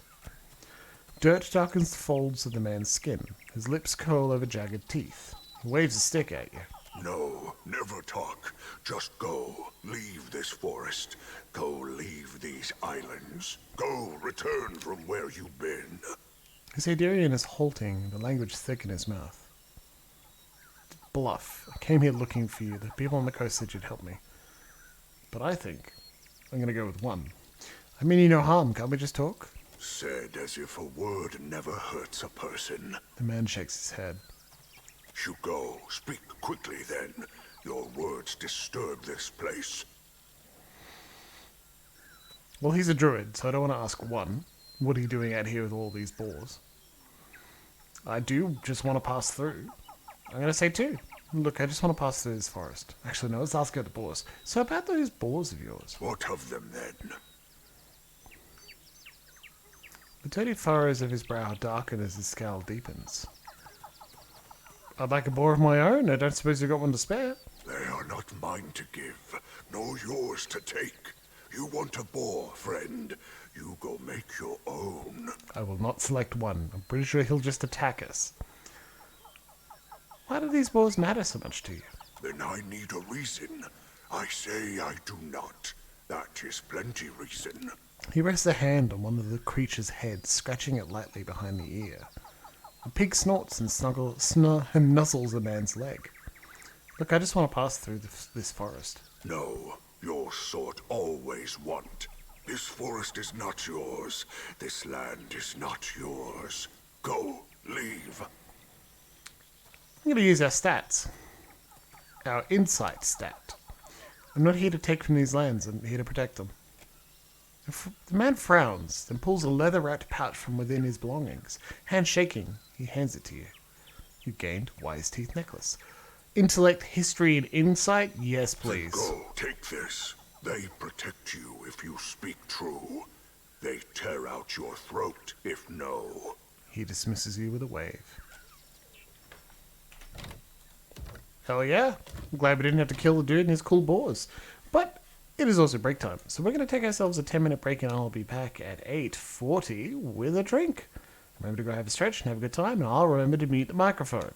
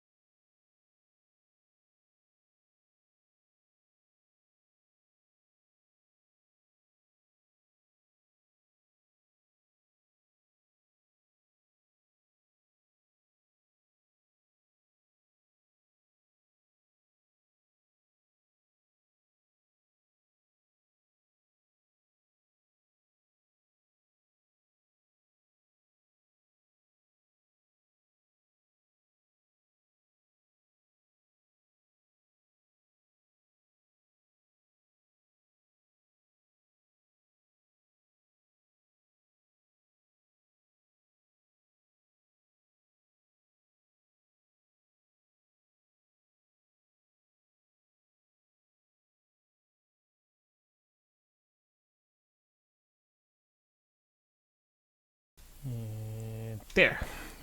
Bon beverage. What did I make? A martini. A martini in thanks.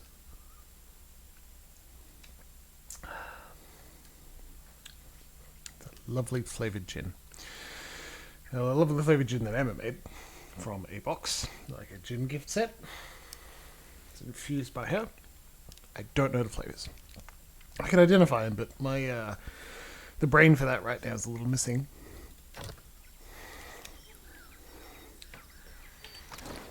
So, this is pretty good. Intellect, history, insight. Fantastic. Who should that go on? Oh, just the dude who's not wearing anything. Gets significant benefit. Well, that was Isilmir, so I think she's still around, right? Welcome back, everybody. It is good to see you all. Various botanicals, exactly. What does Aloth like and dislike? Aloth finds it distasteful when others do not take their duties seriously or attempt to evade their rightful responsibilities. Aloth believes Kith should have their own freedom to determine their own futures and appreciates efforts that support this principle. Aloth advises people who take responsibility and don't shirk the tasks presented to them. Aloth is put off by people who proclaim their own merits in defiance of all decorum or decency. And traditional. Aloth is wary of traditionalism for its own sake and distrusts those who adhere rigidly to old habits and rituals. So what's that? Essentially the fucking opposite of Adair. Not entirely. You'll notice he's not pro or anti-leaden key, which is funny, because Adair is anti-leaden key. Technically, the game is marketing... No, the game is describing it as dislikes those who are pro-leaden key.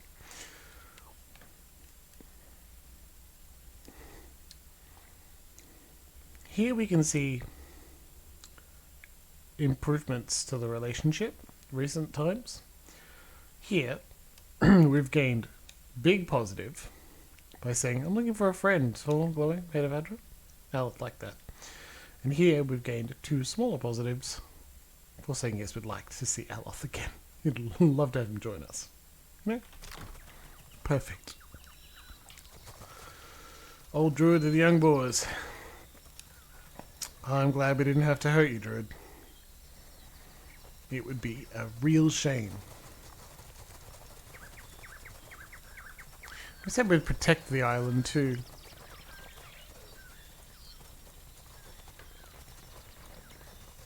I'm just hoping the Wise Teeth Necklace don't actually rip out Aloth's throat the way he described. If Aloth lies. That'd be bad. We like Aloth.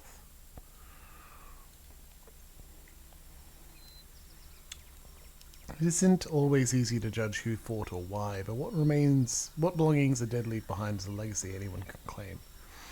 You come upon the site of an ancient battle, and ratty standard snaps in the breeze, its colour leashed by the sun. Search! You took some time to explore the battlefield, 2 hours pass, and find a motley assortment of coins. Keep searching, 3 hours pass. Find leather armour. Keep searching, 4 hours. Find a bundle of unused scrolls. Keep searching. Breastplate, keep searching. Cloak of protection, well, that's pretty good. That's something that's useful. Keep searching. Some coins. You've wandered the length of the battlefield. There's nothing left of any value. Just random loot, my friends. Absolutely worth it. Lockseed is a martini. A very standard martini with a gin made by Emma. Well, at least infused from vodka. Now we can loot the burial site. Collection of rare gems. There's nothing left but the dead. There's a ship passing in the distance. That's interesting. An unaffiliated trade ship. Now let's head to Port Maje. Maje.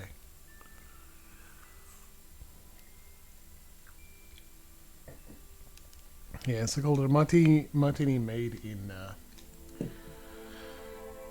recognition. And to be a downer, I just have things on my mind, that's all.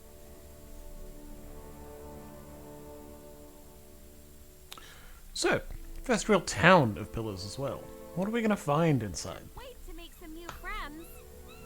Port Maje Harbor. Deep Spring. Fon Prima. What if the giant comes this way? Please, everyone stay calm.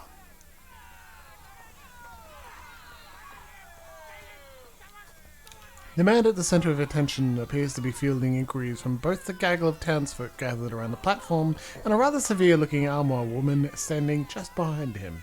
Please, everyone remain calm. I assure you I will do everything in my power to get you the answers you need. Our friends among the Juana have offered you hospitality and safety from the storms. The armor woman folds her arms. Yes. I think we are all keenly aware of the debt of gratitude we owe to the... I have personally seen to the safety of your homes. Now you will do the same for our families. What about our families? What about the ships? How are we supposed to feed ourselves? What a thing we just walked into. If everyone would... As Clario's gaze sweeps across a crowd, it falls upon you, where it remains. A few more heads turn to see what has caught the governor's attention. It's one of the pirates. This alarmed cry, the whole of this crowd turns to regard you. A startled, expectant hush falls upon the gathered throng. Where? Everyone stay calm. I think it's clear our guest is nothing of the sort. I agree. 2 of my guards reported a ship flying deer wooden colors, fallen prey to a private vessel. That would be your ship, I assume. The crowd quiets somewhat at that, though you still find yourself the target of a few glares. That would make him lucky. Your own vessels do not usually fare so well. The woman regards you with bland curiosity. Quite.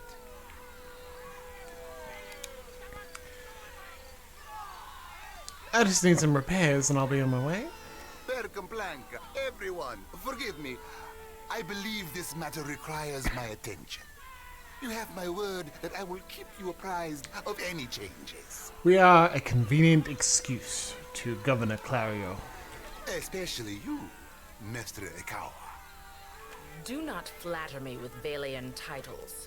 You are distracted with your newcomer and wish me gone. But I will not go far, Governor Clario. She's not a fool, though.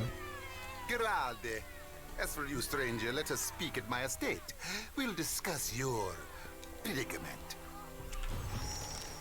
A dear wooden captain, are you here to stay? And the storm speaker leaves. Hey, can we catch you before you go? I am for friendlier fires. If you would speak, seek me out in our village. Okay. Well. Rinko's a bad way. Have you visited him? Where did you come from? Where did you come from?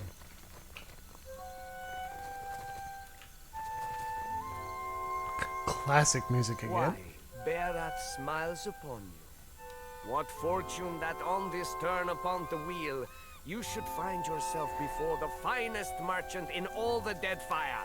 Well, let me see what you have. Oh my. Illicit maritime salvagers often do their business under cover of darkness. Lanterns such as these focus a modest amount of light in a specific direction, allowing vessels to move stealthily. This is the rare merchant. He's got a cat called Stinky Pete. Stinky Pete. 1 resolve. Bonus against disease and poison. That's good, but... Cloak of Barath.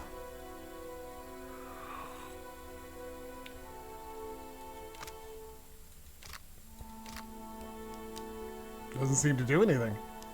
Pretty cheap though. Sails of Barath. Combat speed, sail health, travel speed. Like less sail health. That's interesting. I like how it's funny. It is comparing the stuff to what we currently have, right? You can see there linen sails, but our ship isn't working yet. Cutthroat Cosmo reduces recovery penalty for armor. That's pretty good. Deal more damage with guns. Jeez, that's pretty good.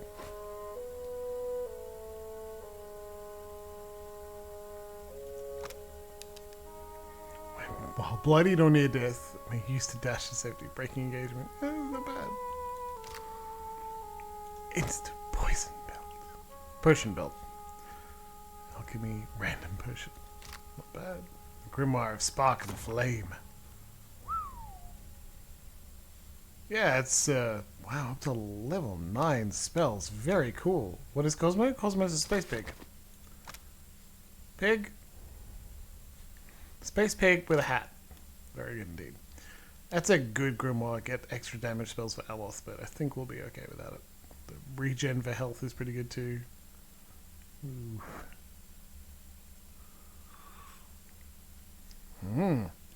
Wow.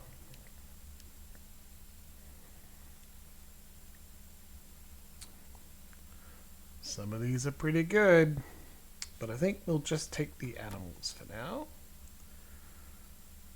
We'll trade away some of these.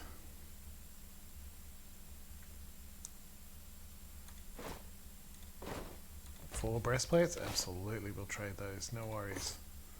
I want to keep the fine leather armor, maybe an upgrade for someone. We don't need a lot of these. Like 6 heater shields? No thanks. We've got to keep all the fine weapons though, that's pretty important.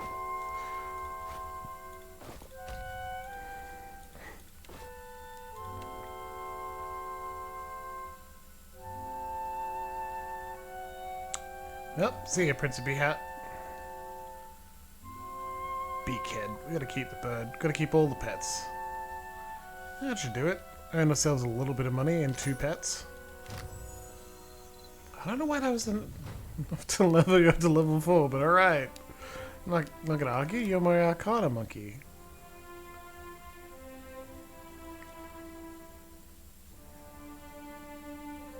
And extra metaphysics.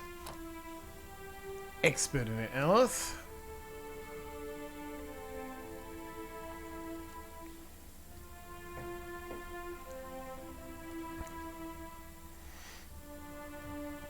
Anyone caught in the ray, I just feel like that's going to hit our people too much.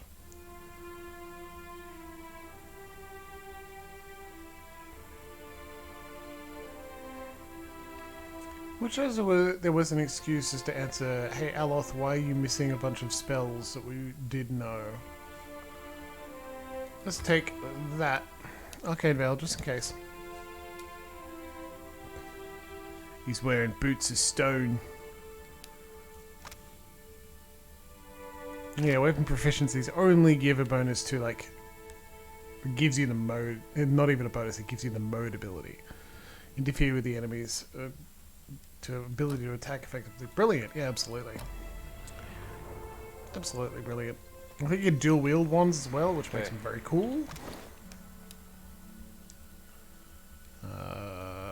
Yeah, just some defenses. We'll pop that on you. You get to have a cloak too. Nope. Now we want pets.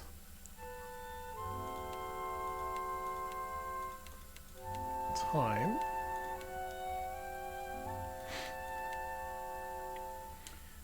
That's odd. I don't know, they're in the personal inventory for some reason. Anyway, Stinky Pete. We'll equip Stinky Pete for now. We don't need the sleight of hand and the stealth. We're okay. And recovery penalty for Alwick. Yeah, let's get more swings. That was dumb.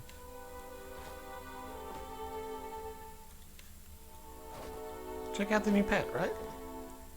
A good friend Cutthroat Cosmo. The extra damage with guns will be fun to slam shadows, right? Look at that piggo. And Stinky Pete the cat. There you go. Wouldn't let you go without him. Well, don't see why What not. marvelous carvings! Here you find civilization, amigo.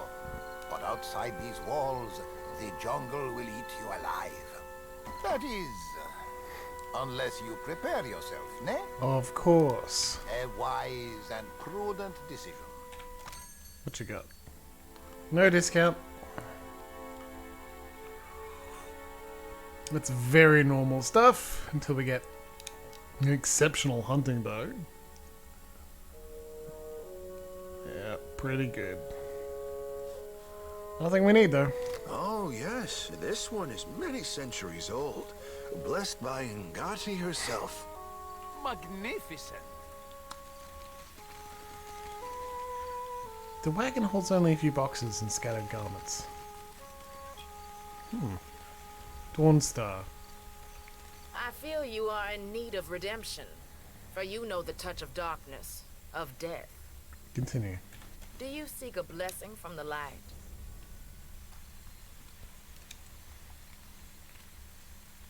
I would like a blessing, yes. The priestess's entire expression brightens, lit by a holy righteousness. You chose wisely. Endurance is the path to perfection. Hand me your palm. Give her your hand.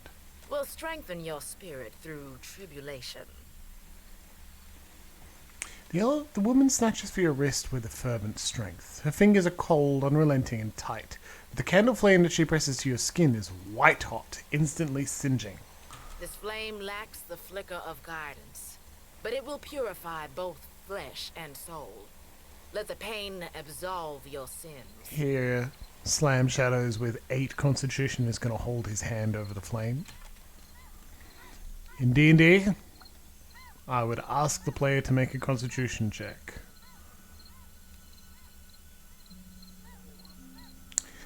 An acrid smell assaults your nose as smoke curls up from your skin. The pain is a constant jabbing, the tip of the flame needling at your nerves until your fingers begin to shake uncontrollably. And now for the benediction. What I speak, you repeat after me.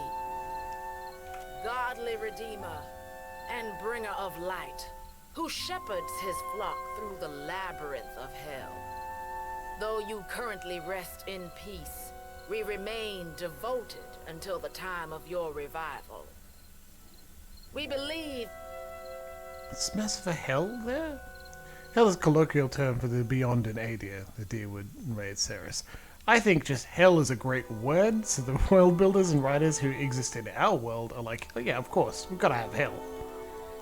In your coming rebirth, in the restoration of your holy greatness, and we now beseech you. Keep holding your hand over the flame. The fire continues to eat through flesh and muscle, digging into bone. A faint trace of a smile forms on Nadir's lips. Wow, fucked up, dude. But Aloth, who doesn't like traditional, massages his temples, shaking his head. To banish the shadows of the unfaithful, and wash away the sins of our past. I'm supposed to remember all of that? I can repeat it. Slower this time, if you like. Please do. Godly Redeemer and bringer of light, who shepherds his flock through the labyrinth of hell. Though you currently rest in peace, we remain devoted until the time of your revival. We in your coming rebirth. Skipped a bit, in sorry. the restoration of your holy greatness. And we now beseech you. Keep holding your hand over the flame. The fire continues to eat through flesh and muscle, digging into bone. To banish the shadows of the unfaithful, and wash away the sins of our past. Godly Redeemer and bringer of light. Without so much as a movement from either of you, this flame suddenly snuffs out. Wainglyth nods and rubs a glob of wax into the wound. Good. The light accepted you for its host. Go and be well. Walk within the light, and you shall not falter. With the flick of her fingers, she spatters you with golden wax. Thanks for letting me tag along. The Deadfire is awfully big for this little Orlin. It is, Velo. Dawnstar's Blessing. 50% healing done, plus 2 religion. What do you need? Just as a buff. Uh-huh. Don't know how long it'll stick around. Why, Jimbles? Why did you do that to us? Because I want you to know... It's not right. I came here on the first ship. Why does an islander get paid the same as I? They're bigger than you, and they haul cargo without whining about it. Racist. It's not right. Racist. Why? Because I want you to know about the Dawnstars. I want you to understand, like, what they're about, what their rituals are for. These Dawnstars drive me mad. Every morning, the same hymns. I wish they'd stayed in Red Ceres. They have a part to play in the whole plot, and it's good for all of our people watching live and all of our people in the VODs to understand what that part is. Race you to the coral. No contest. What? Just because you have webbed fingers and I can't swim? You are a strange man. But truly not a pirate? Storms are nothing back compared to back home. That water effect is making that making that ship bob really I have many fast. fish here to trade. I caught them myself. There are more grins proudly. Let me see what you have. Well, a drug and 3 types of fish. Love it. Thank you. I'm okay. Continue to loot everything. Most of the postings offer various goods for trade. They spy at least one crude drawing of what may be the governor. Repair supplies. Amazing. Alteria. Ado, begging your pardon for the mess, sir. We are still recovering from the storm. We have supplies here for the paying customer. Provisions for the road, perhaps? Let me see what you have. Have a look. You can buy infinite repair supplies here if you need, as well as medical and cannon shot, you know. What is this? Grants death runes. No paladin better personify the ethos of the Bleak Walkers than Hans Elekbot. He was a single-minded instrument of violence and the finest cavalry soldier among the Bleak Walker companies operating in Deerwood. His superiors utilized hands and his troop of riders in the way one fires a cannon. Mounted atop powerful war horses and clad in heavy plate, they broke enemy infantry formations with a single-pointed charge. What does that actually do? Being near a killed enemy grants temporary damage reduction. Cool. If we strictly need it. The battle-worn Grimoire, though. Ooh. Lots of spells in here. Maybe later. Ring of Minor Deflection. Pretty cool. I love that you can get infinite fresh fruit, which gives you a decent morale bonus. A spy, no doubt about it. Quite. Basic entrance for a spy. Royal Sorry. Deadfire Company works with all types. On a Deerwood ship, they don't have the imagination. Calling us spies. I mean, if you want.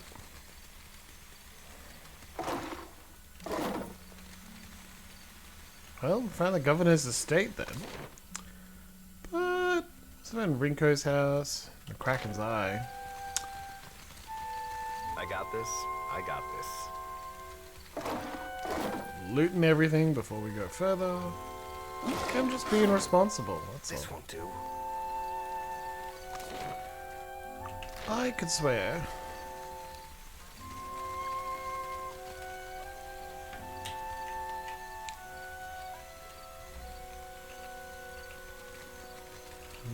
Not there yet. Okay. Well, into the Kraken's Eye. Maybe that'll help. Here's where you can get ourselves a custom adventurer if we wanted to spend all of our money to make someone who doesn't have a plot. No romance options with the custom adventurers. It's terrible. You would always headcanon it, I guess. How does it work? You inhale. It isn't complicated. Just keep practicing, you work it out. Norgund! Maybe I was wrong. Alright. I'll see what I can find. Okay, he's gonna walk out of his room, I'm gonna steal. Just see how it goes. Ah, a new face. You've heard, of course, that Norgund remains the most reliable and discreet supplier of mostly legitimate wares. Whoopsie. Are you looking for something in particular? Mostly legitimate. I am an honest merchant, sir. But I confess that the tools I supply have an unjustly sinister reputation. How my clients decide to use these items is not my responsibility, after all. Fair, fair, fair. Show me what you have for sale.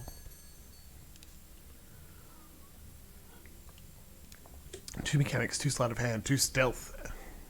Just a buff to use if you gotta steal something. You can add a poison to your weapon as well. Well, you don't need any of those, I'm afraid, Hey, but I don't see why not. I'm glad you got him, Norgund. There. What did I tell you? Unlocking that lock isn't even stealing, it's locked for whatever reason. Storm rolled in so fast we couldn't even save the ship. The white that wins. You stuck here too? Someone rolled in so fast. Anyway. Help a fellow out, would you? I think we're running low. Galleon's working his way through every drink on offer. Idiot. Well, I would. If I was trapped somewhere for a while. Definitely would. There. What did I tell you? Walk into their room. The dear wooden captain! Are you here to stay? I'm here to loot the stuff, then I'm leaving. Bye. I love stealing. In Minecraft.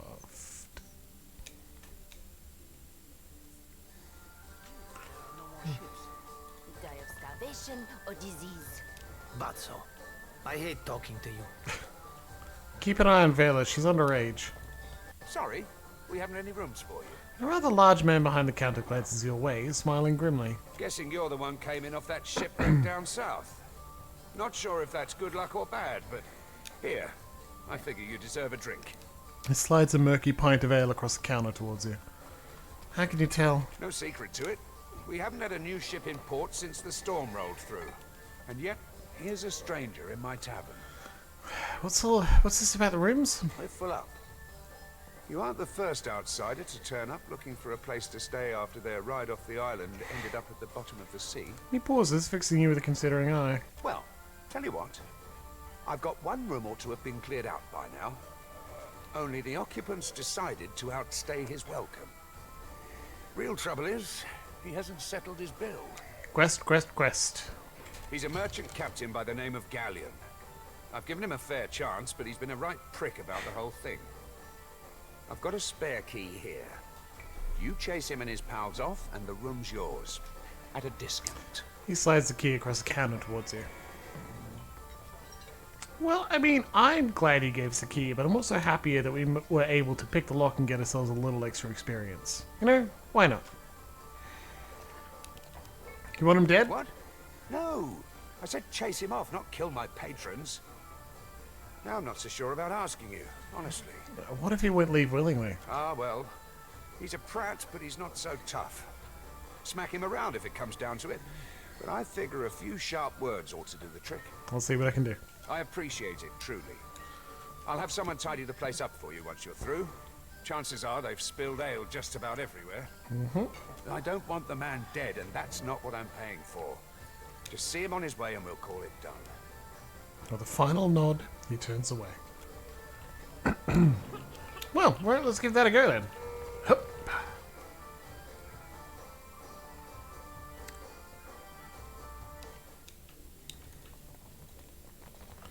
Don't remember ordering more drinks. Hello, Galen. Thought I'd locked that thing. The glassy-eyed gentleman before you bears the miserable expression of the recently sober. He also smells like he's been pickling in a cask for a few days.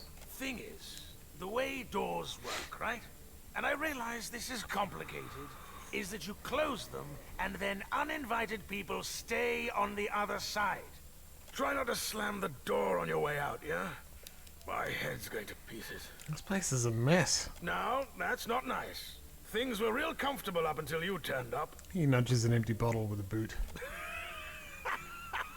Did Thorol put you up to this?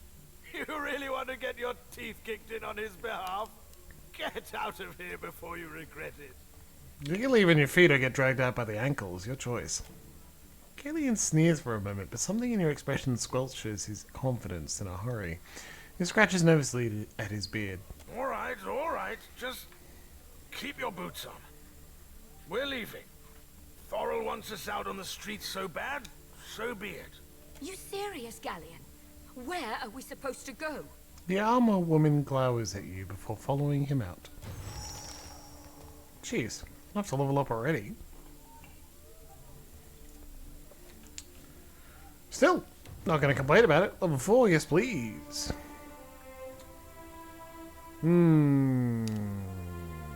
Mechanics. I like disabling traps. It's great. Bluff diplomacy. Oh, let's take bluff again, you know? It's who we are. It's what we do. Now, Aloth has got history and insight covered. Metaphysics. We've got no one to do religion yet. Don't worry. It's on purpose. Nah, what did I promise? I promised we'd get more chanter abilities, so let's do that. Wipe. Paralyze enemies? Oh, pretty good. Across 3 phrases, we wouldn't be able to do it immediately. Instead, how about we get immunity to concentration, removes concentration, or resistance to resolve afflictions, resistance. Yeah, fantastic. We love that. Get ourselves another phrase to chant. Yes, please. Oh, new power level unlocks. Choose abilities for each class. So it looks like at level 2 we get one of each. Oh, that's multi-classing with style, that's for sure. I'm actually really glad it doesn't do that, so it doesn't just like make you choose. Yeah, because Aloth got to choose 2 for his wizard. Perfect. Mind Blades was always very useful. Recall Agony.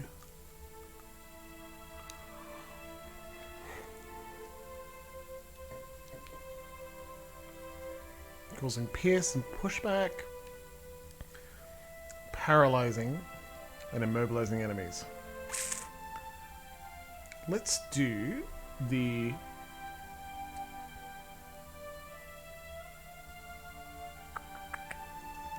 what's the range? I should want 10 with 10. 10 5. We'll take that, please. Because remember, Slam Shadows is supposed to be standing at the back now. That's his job. And I think we'll also have wands. Why? Because you can dual wield wands. Slam Shadows is very cool. I want him to dual wield ranged weapons. I'm glad you like it, Emma. This level up music is really enjoyable, isn't it? He's a fighter and a rogue. He's going to get one of each. So, fighter stances. You got to take this. This gives you 3 stances immediately. And then you can improve one of them by choosing it there. Or you get into the fray, which pulls an enemy into melee. That finally deals damage, though. But action speed when using a weapon in each hand, that's what we have been getting him to do. Give him that sword and shield like we wanted.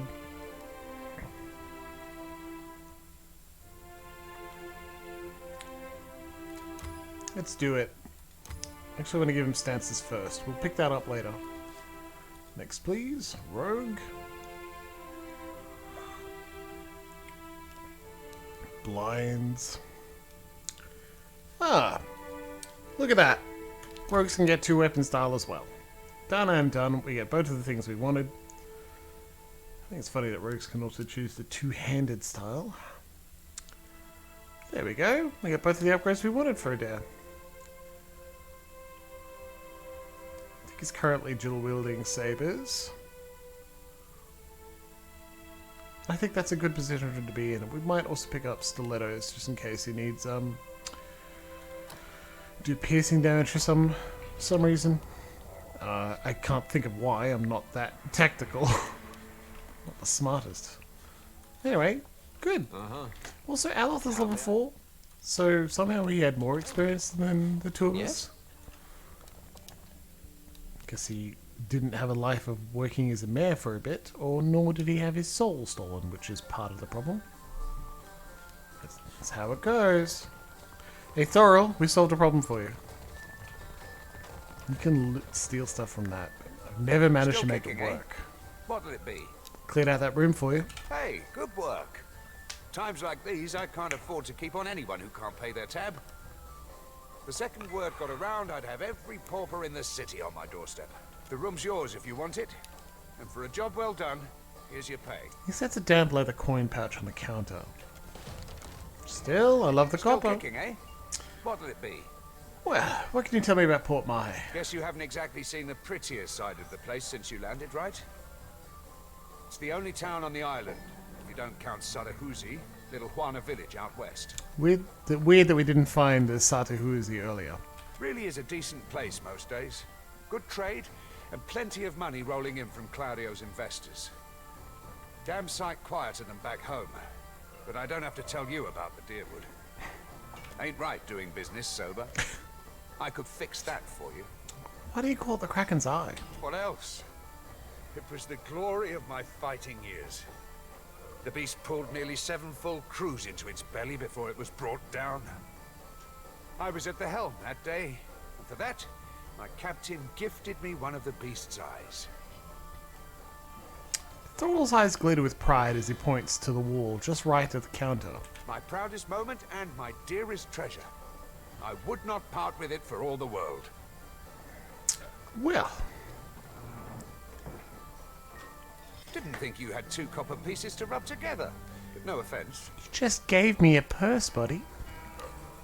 Anyway, just a regular purchase here, but this midnight mead is particularly good with 5 morale as a prepared meal. And the mariner's porridge, also 5 morale, 2 constitution and 1 bite just as a meal. That's great to give to your characters before a difficult fight. Here there's nothing special, but finally we get an inn that gives us a bonus. We did it. They're not as good as the prostitutes we slept with back in Pillars of Eternity 1. Don't remember the city name, which is a real shame. But I've missed having these just buffs. Let's do it. Are we gonna fight someone? I want to throw the first punch. Vela, we are going to bed.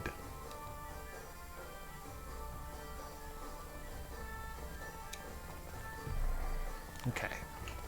Still kicking, eh? Sure thing. Okay. You're going to spec of an adventurer. There's also the import adventurer screen. You'll also notice that I could recruit a previous version of the Watcher of Cadnua, who has finished the game. Is a level 16 Cypher, which have got to be the max, right? You can see his full tree. Looks like I didn't get the last tier there. That's interesting.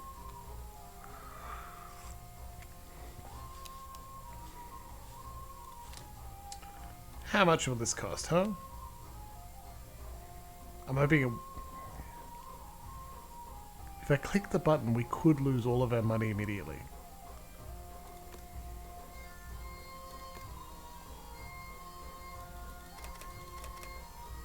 Okay. What happens, huh? Recruit him. Oh! Recruit him at level 1. Without equipment, 250. Costs 33,000 if we're importing with his equipment. Because of course he's wearing Aloth Adair's mayoral medallion. That's terrible. Maybe this isn't the highest level. You also notice he's from the Living Lands and is a scientist. It's funny. Anyway, there's not a lot of reason to take a look back at not custom level. Let's go native level. Now if I click recruit, he's too high. There you go. We can re-roll anyone if we want, and send some people out of the party if we need. Anyway, just thought I'd bring that up. Stealing. Cook doesn't want to talk to us. So, look how hard it is to get to the point where you're not seen without fast mode, so that you can steal from the Kraken's Isle. Hey there. I got this. I get the feeling you'd need What to do you be need? a rogue, imported from the previous version, where using the pet that gives you extra stealth, and be very well timed, and use firecrackers to get people to look in that direction to steal from it. I think the Kraken's Eye is just a gem, so it's just a bit of money. It's a big puzzle for you big steely boys. And despite the idea of having dummy thick steely boys in the area, I don't think it's truly necessary. What is that? Is that battle speed? Oh boy. Anyway, we took a nap. We no longer have the blessing, but we do have the Skipper's Stay. And the Skipper's Stay gives us diplomacy and intimidate and bluffs. You have to do something. Any of us could be next. So it's probably good. I cannot imagine who might wish to harm you, Master. It's probably a good thing we have it before we go visit this dude. Jimbles, why do you visit that dude instead of going to the other house where there's clearly a quest?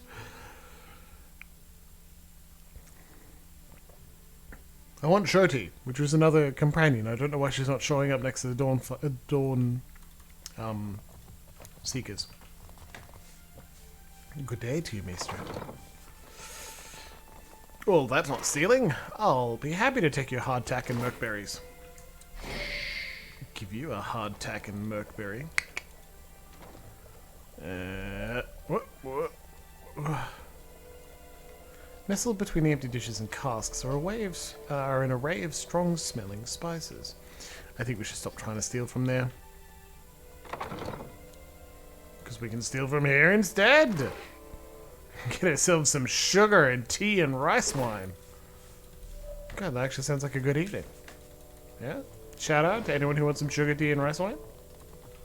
This painting of a wooded glade is signed at Luisa Clario. Oh no, Luisa Clario. There. That was stealing, we weren't stealth, but no one was watching. Whoa. It's fine. A worn dog-eared primer on the Juana language. God. Ah, Luisa. Oh, you made the painting then, huh? With all that's happened, it is a wonder we do not have a riot on our hands. A long and excruciatingly detailed list of running accounts from local vendors to visiting supply merchants. Ah, yes, there you are. As governor and under the auspices of the Valian Trading Company, please allow me to officially welcome you to Port Maje. Maje. I keep saying Maje. It's Maje. He spreads his hand. I can't even get the town right. If I can't get the town right, I can't say basic things. He spreads his hands in a subdued flourish. Apologies for that little drama outside.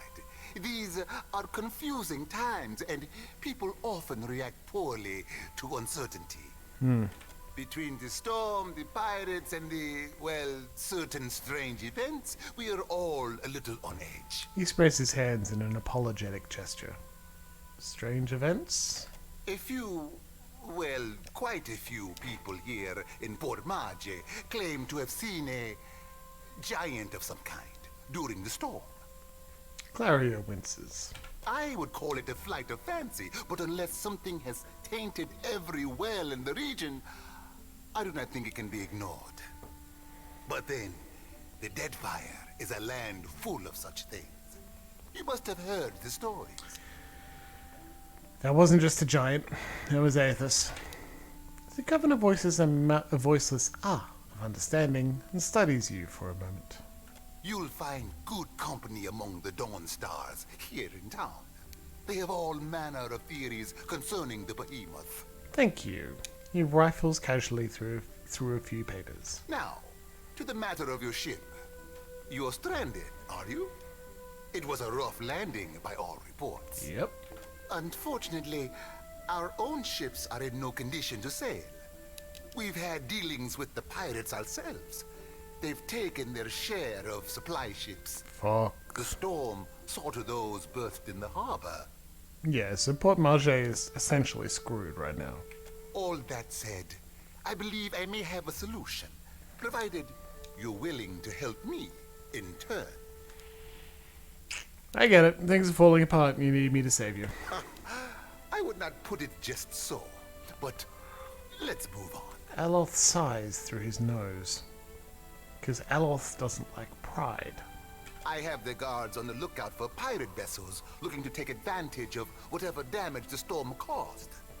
We've cannons enough to see them off, but I need every man ready to use them.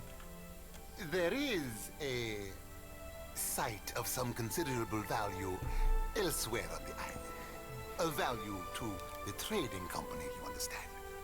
In point of fact, it's the very reason any of us are here. Beat you to it, Clario. His secret dig site isn't much of a secret. Or a dig site, actually. What? How did you... You've been out there? And Adair likes that. A faint trace of a smile forms on Adair's lips. But then you must know. We've not heard a single word from our animancers in days. Not even the workers, for that matter. Are they... Did you find them?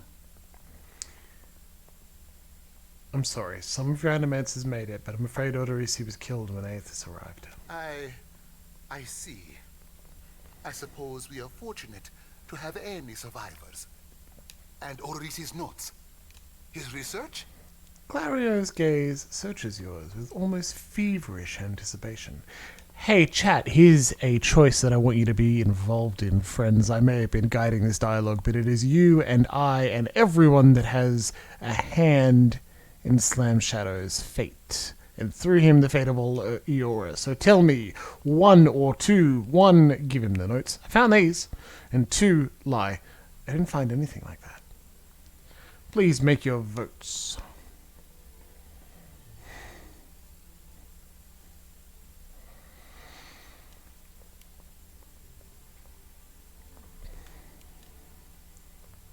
How do we feel about the research? It's Adamancy Research. It says it intensifies some energy inside the Adra. We're kind of walking into the scenario without all of the information because we went there first, but still, it's worth considering. Do we want to give something to this governor? Do we want to hold it in our back pocket? If we lie about it, can we give it to him later? Don't know. You're making a decision now, and I'm telling you, like, giving you the opportunity to make the decision without knowing everything also means that it won't go horribly wrong if we give it to him. So you won't have to feel bad later. Like, 100 or so hours down the track. That'd be mean.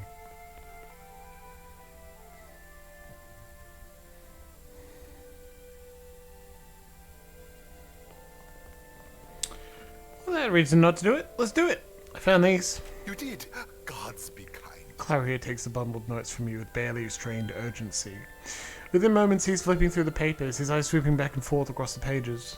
Belfetto! We are saved! Claria sets out a relieved, almost giddy laugh, looking up at you with a toothy grin. A grin he hides soon after beneath a cough and a look of some regret. That is, Odorice's legacy is not wholly lost. I like to believe the man would find that pleasing. He folds the papers once again and sets his hands over them protectively. You say this is all the work of the Titan, of Aothis, and you still insist on looking for him? He destroyed your ship, killed my people. Would it not make more sense to sail to the far side of the world and away from all this? This is an apple blackcurrant cordial. Because I've already drunk 1.5 liters of water today, so I'm giving myself a treat before I drink more water while exercising. I don't have a choice. It is a strange obligation you are under. I understand a little of that. Lucky for you. If I were a more sensible man, I would take this for fable and turn you away. Intellect. Because Slam Shadows is a smart boy. Aothis is using the Adra pillars as an energy source. If I can find more, I can find him. Merla. He will ravage every outpost in the Deadfire. That Adra is why we are here. Why everyone is here, in truth. The Valiant Trading Company. The Royal Deadfire Company. Countless mercenaries. You see, this is good writing. And you're like, really? Governor Clario is interesting, but he's selling it more in the performance than the words he's speaking, and let alone the description, right? But this is good writing of your main plot. If you're building this into your campaign as to why are we going to defeat the enemy, we've got a personal stake into why we need to beat it up. It's got a bit of our souls, or at least the main character's soul. What are we going to do about that? Sure, but now you have not just increased the stakes, but you've used a bit of a logical reason as to why you don't just say, in a fit of despair, Slam Shadow says, well, fuck it, he can keep my soul, I don't give a shit, I'll be reborn to the wheel, okay? I'm just gonna drink and be a pirate for a bit. You've just been handed a little bit more of information of another layered reason as to why you should care. Aothis stomped over some land masses, killed some people as he passed, but also, it's not just moving directly towards a location. He is going to Adra pillars, and that slows him down. It helps you explain why perhaps you can catch up with him even if you're doing side quests. It's well thought out. I like that. And work that into your tabletop game as well. Like, add several different motivations, layers to it, and these sort of discoveries can be used in... These sort of discoveries can make it feel like the party is learning a bit about their opponent, going to make steps towards dealing with the enemy, and learning things as they go, instead of just going the one goal that's never changed the whole way through and they haven't learned anything new. It feels like we accomplished something, even though we just had it, like, confirmed some suspicions we had earlier when we touched the Adra pillar, right? Fucking brilliant. You'll want to go to Nekataka. Queen Onekaza II rules there at the Kahanga Palace. Anyone seeking to do business in the Deadfire archipelago must negotiate with her first. The Queen knows every other vein of worth in the Deadfire. I'm certain she can help you. That is, if she agrees to see you at all. Well, let's do some world building. Who are the Kahanga? The most powerful tribe in the region, now that Onekaza II has united a host of them under her rule. Ikawa would disagree, but then Ikawa contents herself with a spit of land and a handful of followers. You promised to help me. I have not forgotten. We will get you to Nekataka, and for that, you need your sheep. I'll arrange it with Ikawa. Between the two of us, I'm certain we can gather the workers we need. Head down to the beach once you are ready to depart. Thank you for the help. Bompiaco. It is only right. After all you have done for me. I won't keep you further. You have a long and very strange journey ahead. Correct. Some advice. After you have had your audience with the Queen, seek out the Valian Trading Company. They make their headquarters in Nekataka, and the company always appreciates a good head. Go speak to the Valian Trading Company. Named after another European trading company that should be a bit of a hint as to what they're up to and what they're like. With you, Captain. I just know it is all. Vela, I know I kidnapped you, but I would like you to refer to me as a parent. I'm gonna look after you, okay? Blanca. Don't tell me you're here to complain too. The guardsman covers his face with his hand, groaning. Divirus. Are they recruiting right off of the docks? You would think the Juana were storming the Kraken's Eye as we speak. Actually, I would like to complain. You're being very rude. Island habits, Mestra. We have little in the way of nobility here. You're a noble, an aristocrat. So, Dharma flashes a weary smirk. What's going on? A fight, Mestra. One of the Juana women attacked a merchant. He has come out the worse for it. He jerks a thumb toward the nearby door. Now every nationale in town wets himself in terror of losing his coin to the Aumaua. We would bring in the thief, but Clario would not have us march into the village and defend Ikawa. Much longer, and I do not think any of us will have a choice in the matter. That's a problem we should deal with. If you wanted the details of it, speak to Rinko himself. He will delight in telling you the tale. Dharma makes a sharp, frustrated hand gesture and turns away. Alright, let's go into his home.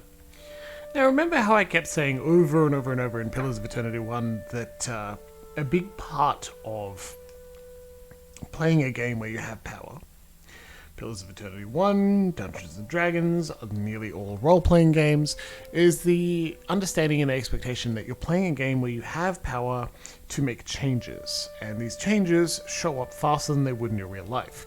Exercise every couple of days for 6 months or so and you may notice a change, but you may not notice for 6 months.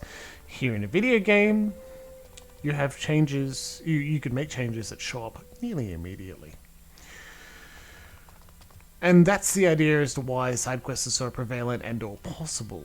So we heard something is slightly wrong, something's going on here, and we're going to do something about it. Reiterate that to your players.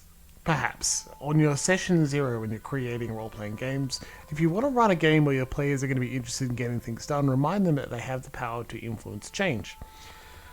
Because this is a fantasy, this is a role-playing game.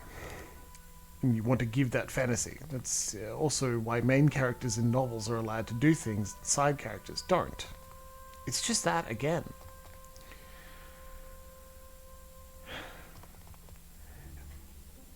The side note is that it means it stings even more when you take that power away, where you involve them in a side quest and then pull the rug out from under them and remind them that they don't have power to influence a change.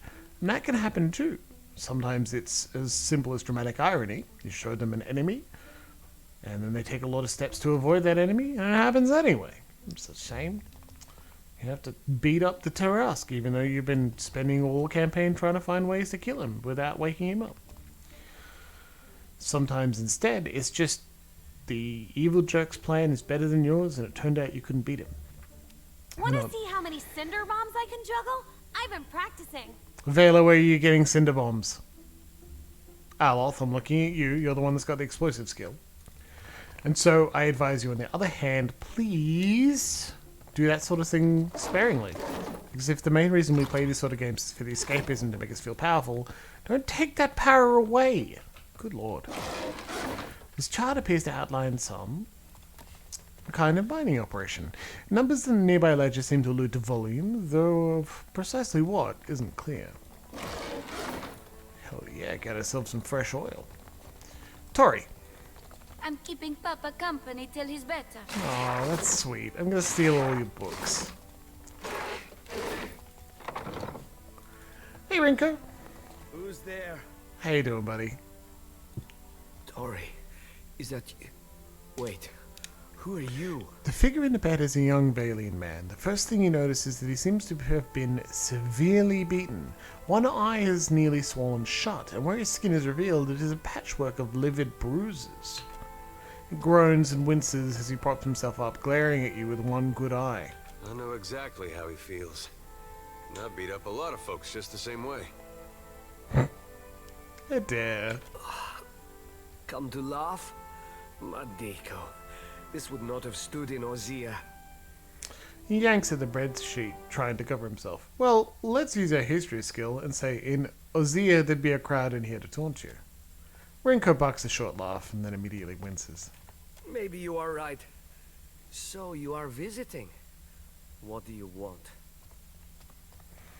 What happened to you? These Juana.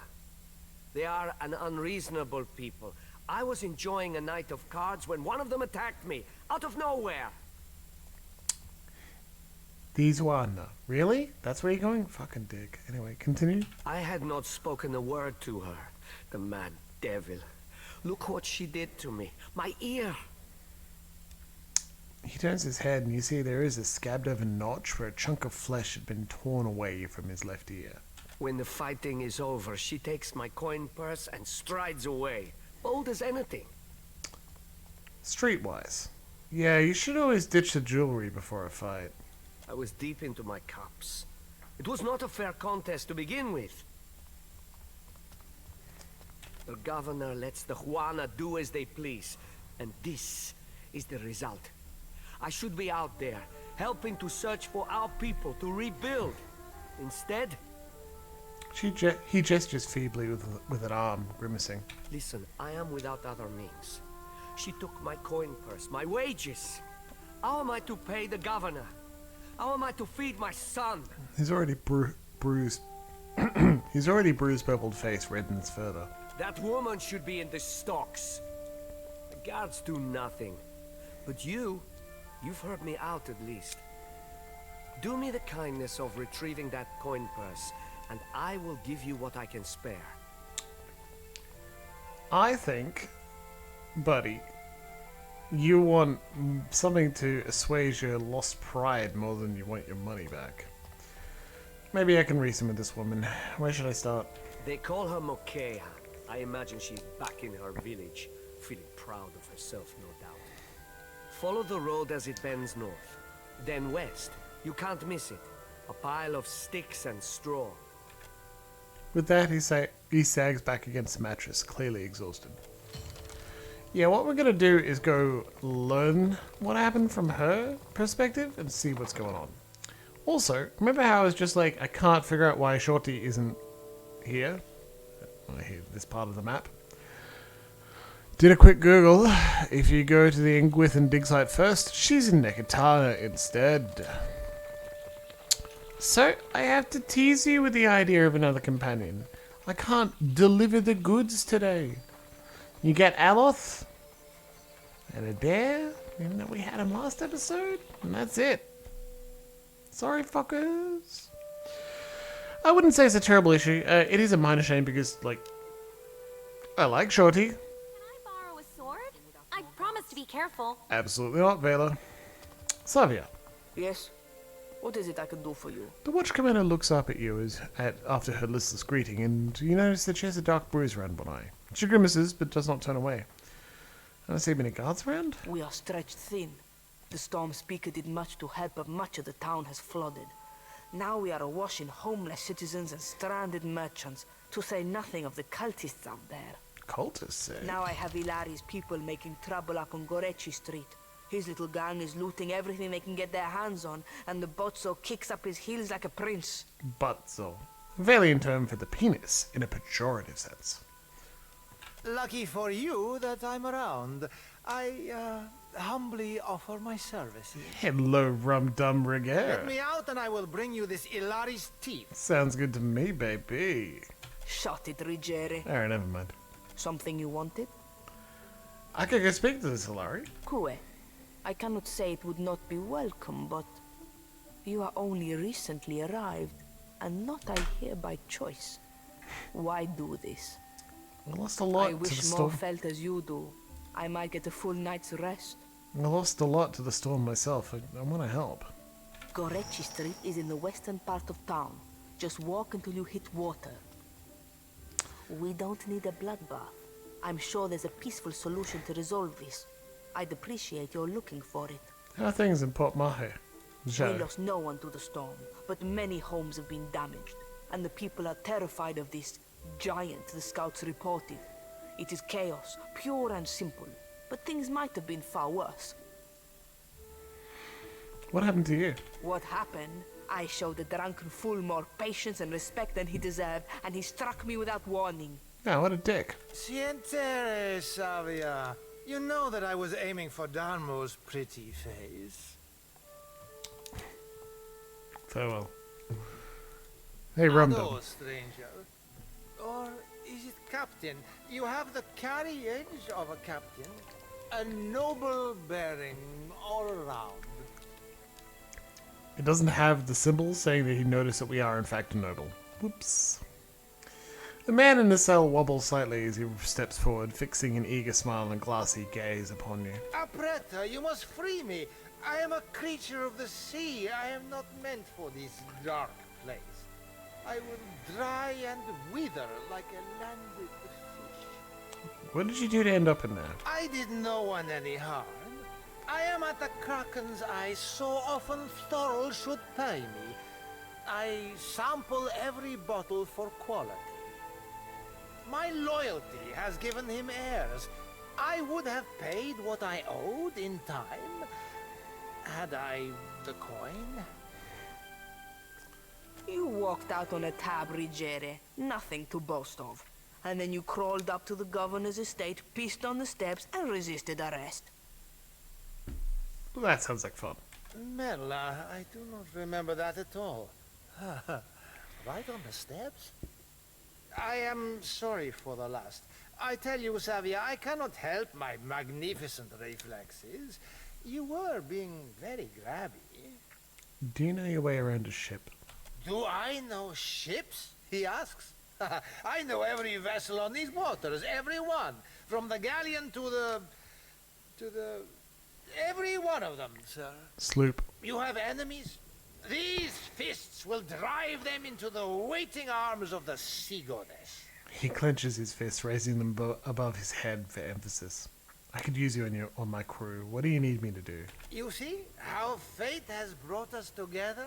The ice-hearted guard. She has set my fine at 400 pyres. I have... none. I flounder here until the debt is paid. Any suggestions on how to get you out of there? A matter of coin. 400 beautiful coins. That or the key, yes?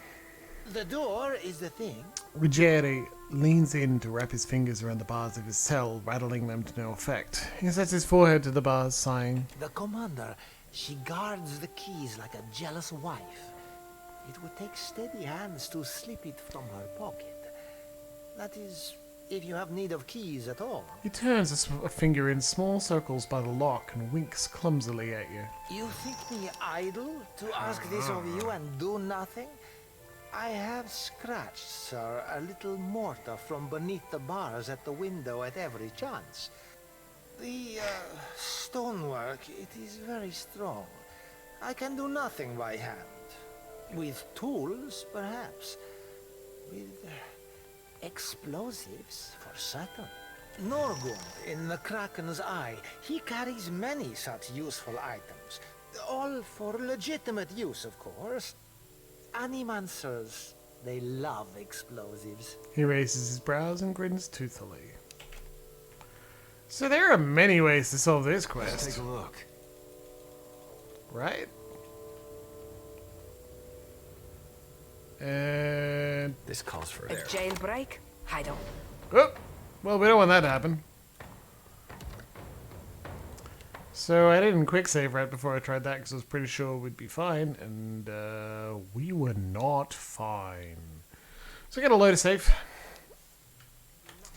Yes. And I'm gonna quickly now go through the dialogue. What happened? Ado, Apret, you see? The ice-hearted god. The youth Norgund. I mer do. Right. That done with.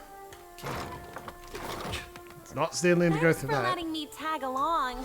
The Deadfire is awfully big for this little Orlin.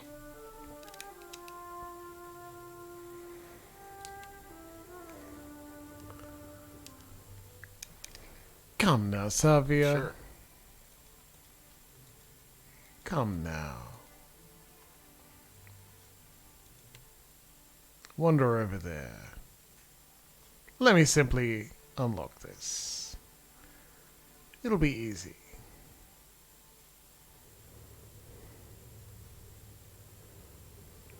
Right, well, I guess not Leave it then. to me.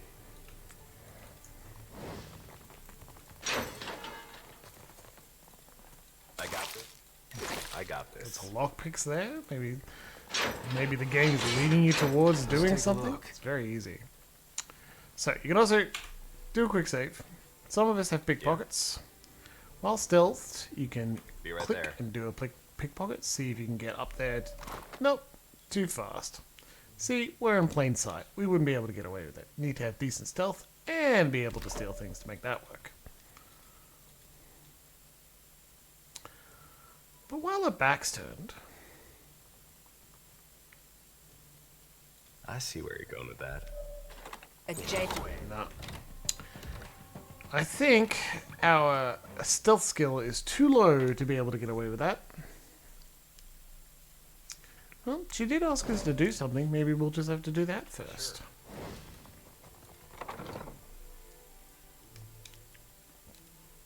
Or we could throw some firecrackers. Or go get explosives. Anchor's house. And that's right, this is Port Maje Harbour. Town itself is bigger. Port Chop! You can resupply the ship without going into the town itself. You can get yourself some extra cannons. Not that we need cannons yet. Anyway, so we're in the harbour. We can go to Gorechi Street and then start to Huizi, which is where we'll be going next. But let's take a quick turn to Gorechi Street, because we've got only 10 minutes before we finish tonight's session, and then I export, and then I do some YouTube magic to get it online, because the VODs are always available at YouTube, just in case you missed us live. As you make your way along the side streets of Port Maje, you come upon visible traces of the storm's passing. Many of the houses here boast cracked window panes and sagging awnings, and you pass narrow streets strewn with foliage and debris. The cobblestones beneath your feet are still slick with water and silt. Before long, you are ankle deep in sucking mud and loose stones. The flooding only worsens up ahead, where the water level rises to the knees. Most of Port Maje's residents have fled this region for dry land. But the murmur of raised voices ahead and the occasional splash suggest that you are not entirely alone.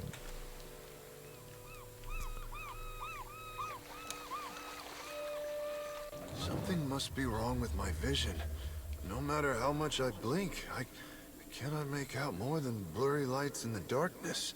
But you You are quite blinding. What's the last thing you remember? Pain. I came to help one of the traders gather her belongings. Then other men came. They struck me over and over. Is that why I cannot see? I'm sorry, but you're dead. Come with me and I'll help you. Dead? Oh, but this is terrible. The spirit sighs, wispy, shoulders slumping. Ikera, I will follow. You are hard to lose sight of. This hole brushes this hole brushes up against you, too close for comfort. Don't let him leave. We can't have witnesses. Well, we know how this is gonna go. Hey, let's just have a quick chat. Oh no!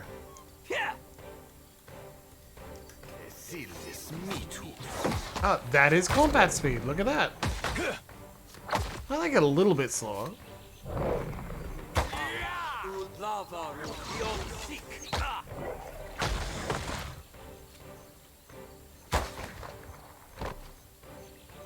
Very cool. I get ourselves some cool. Oh, 10% healing done. 1 alchemy just on belt? Absolutely. Aye. Aye. I love just having an stat improvement just sitting there. Grant suppress affliction. Oh, not terrible. On it goes. Good job, Alath. How may I help? A protective Aethosian charm. 1 perception. Ability activates when near death. Well, I don't intend to have you near death that often, but you know. That can actually wait. Health at the time, reduce incoming damage. That's pretty good. It can wait. How may I help? Of course. We've already got things. 15 health is honestly more useful.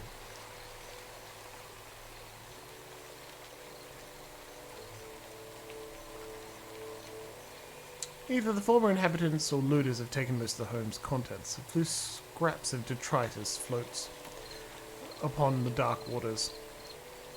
Nothing but endless grey mist. This is not the afterlife I was promised. What did you expect? Something. Endless bounty and warmth and happiness for a start.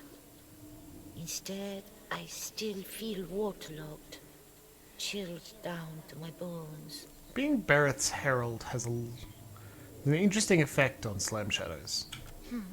You seem to know where you are going. A soul crosses ethereal arms over her chest. Clearly, the intelligent thing is to follow you, yes? Sure, I can help you to where you need to go. The spirit falls in a step behind you, her essence drawing a dissipating trail along the ground. I have so many spirits following us. What does it mean? Why are we doing it? What's it for?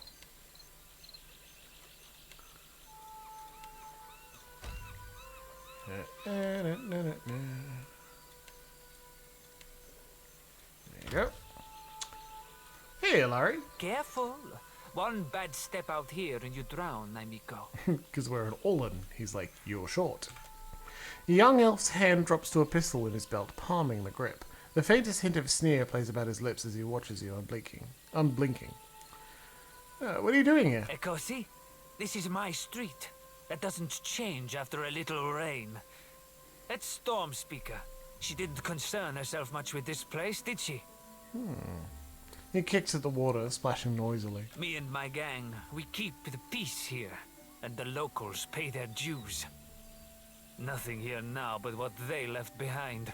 Savia sent me? She needs you to put a stop to the looting.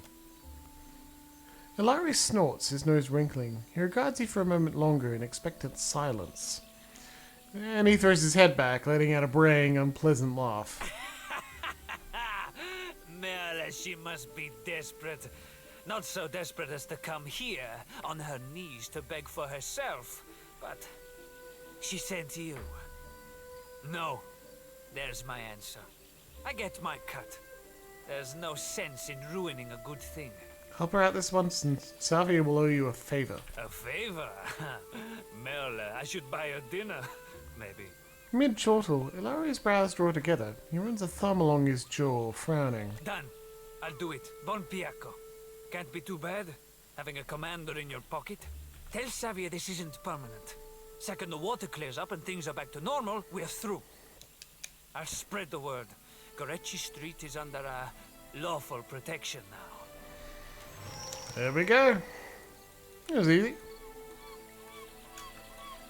Kinda expected we'd need to kill the bastards.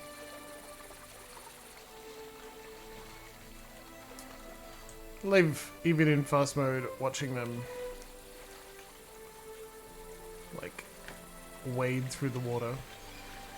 This is a relatively small and short map, but it gets the point across.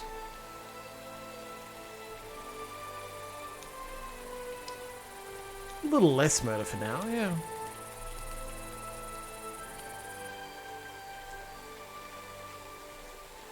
Just having a look, no harm in that, right? Sure. I'll steal your stuff. There we go. Well, off to Sadahuzi.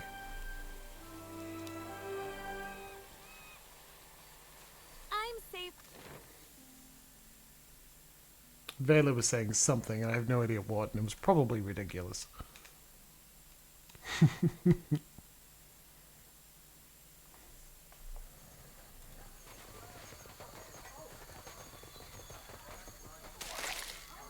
Rahipods. We won't steal from people, that'd be terrible. Oh, Mokeha.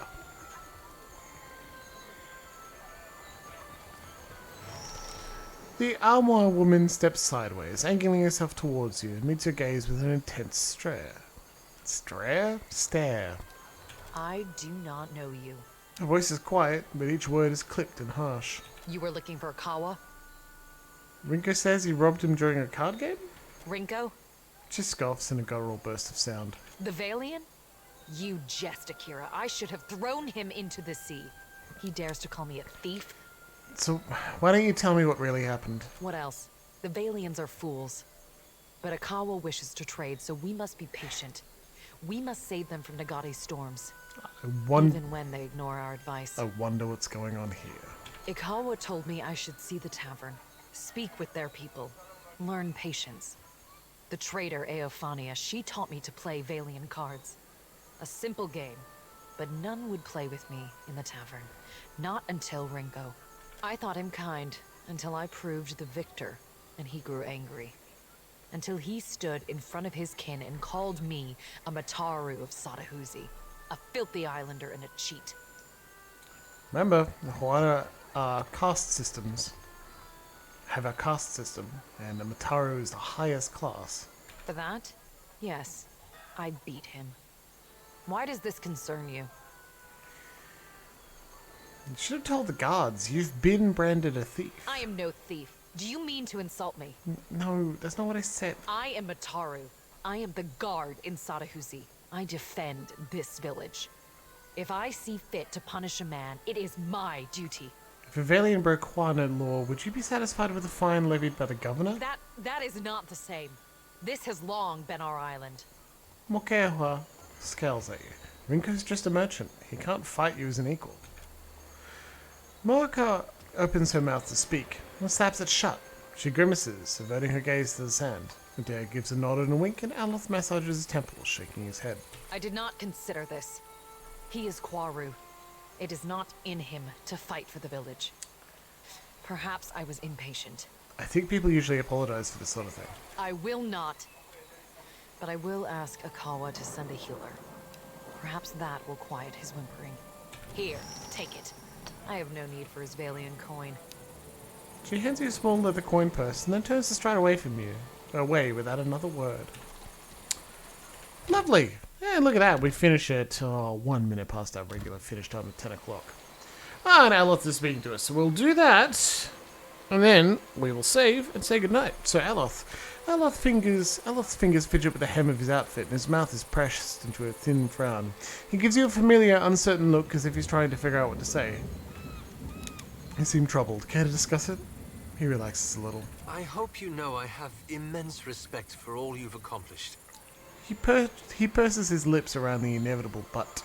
But lately, you don't seem to recognize the gravity of the situation before you. That troubles me. You have my full attention, Aloth. You grew up with status and privilege. Perhaps you never bore the responsibility that comes with rank.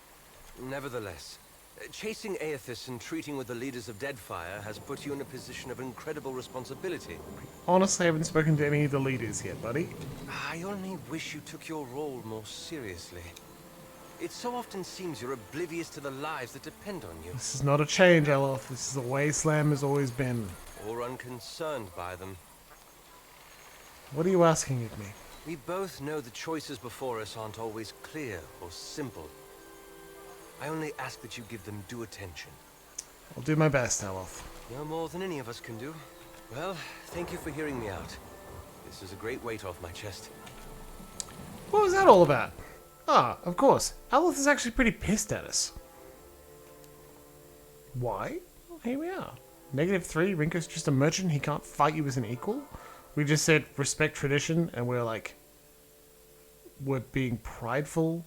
Respecting tradition here real badly with the... with the, Aethosian ritual. We like him a lot, but man, we're just not getting along. But that's okay. Adair's pretty happy with us.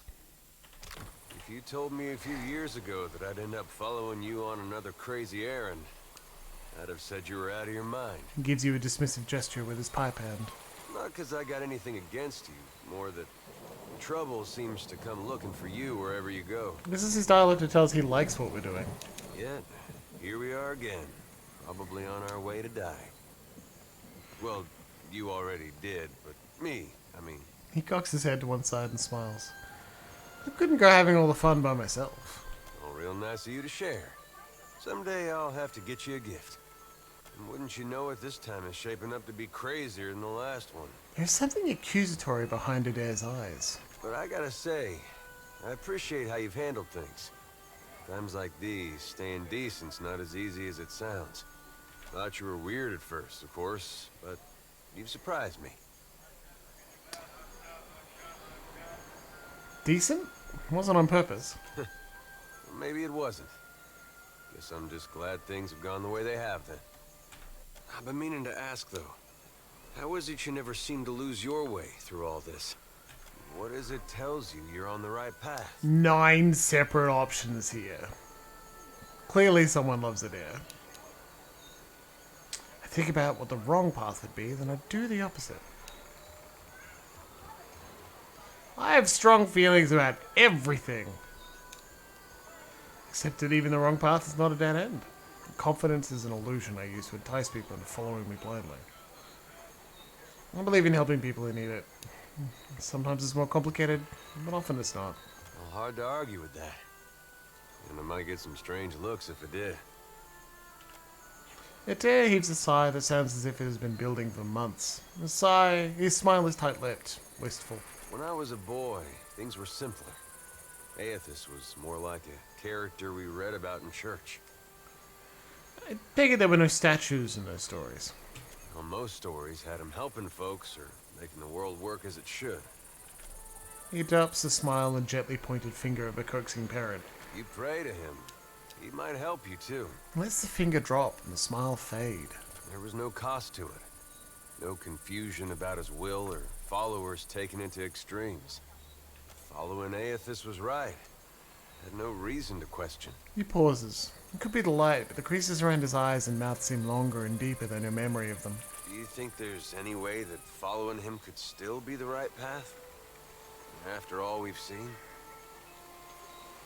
I honestly don't know. I guess we'll see what he has in store soon enough. If we make it that far. Anyway, I didn't mean for this to get depressing. I think this was just a long way of saying I appreciate the way you've guided things. Makes me feel like I'm doing some good, going with you. He shakes his head with a look at his face like he just remembered a joke. Yeah. Remember, we're chasing Adair's god who killed us in some way. He does need a hug. He needs looking after. He's in crisis. And in some way, being with a friend who's looked after him before is the best place for him to be. because maybe he won't be lost at the end of it. I feel for poor Aloth, but honestly, one of the achievements I don't have is max disposition to negative. And maybe, just maybe, we're going to piss him off so much that he will rival us and still hang out. That part of Dragon Age 2 is fucking incredible. I love that. Sometimes your companions stick around even though you disagree on a lot of things. It is important, but you're still together. Anyway, honestly, that's that for tonight. We went over a little bit, and I'm really glad we did. We had some good conversations. I hope I'll see you Wednesday night for more Final Fantasy IV. I've been reading through a bit of a walkthrough, and there are some dungeons, but we're flying through that game much faster than I intended, so hell yeah, we're going to have a good time there. Otherwise, God, it's been fun, and I hope you all have a really good night. Look after yourself. Tell the people you love that you love them very much. And tell the people you loved before that you love them still, if that's true. And I hope you have an excellent time, and I'll see you again soon. Night, everyone.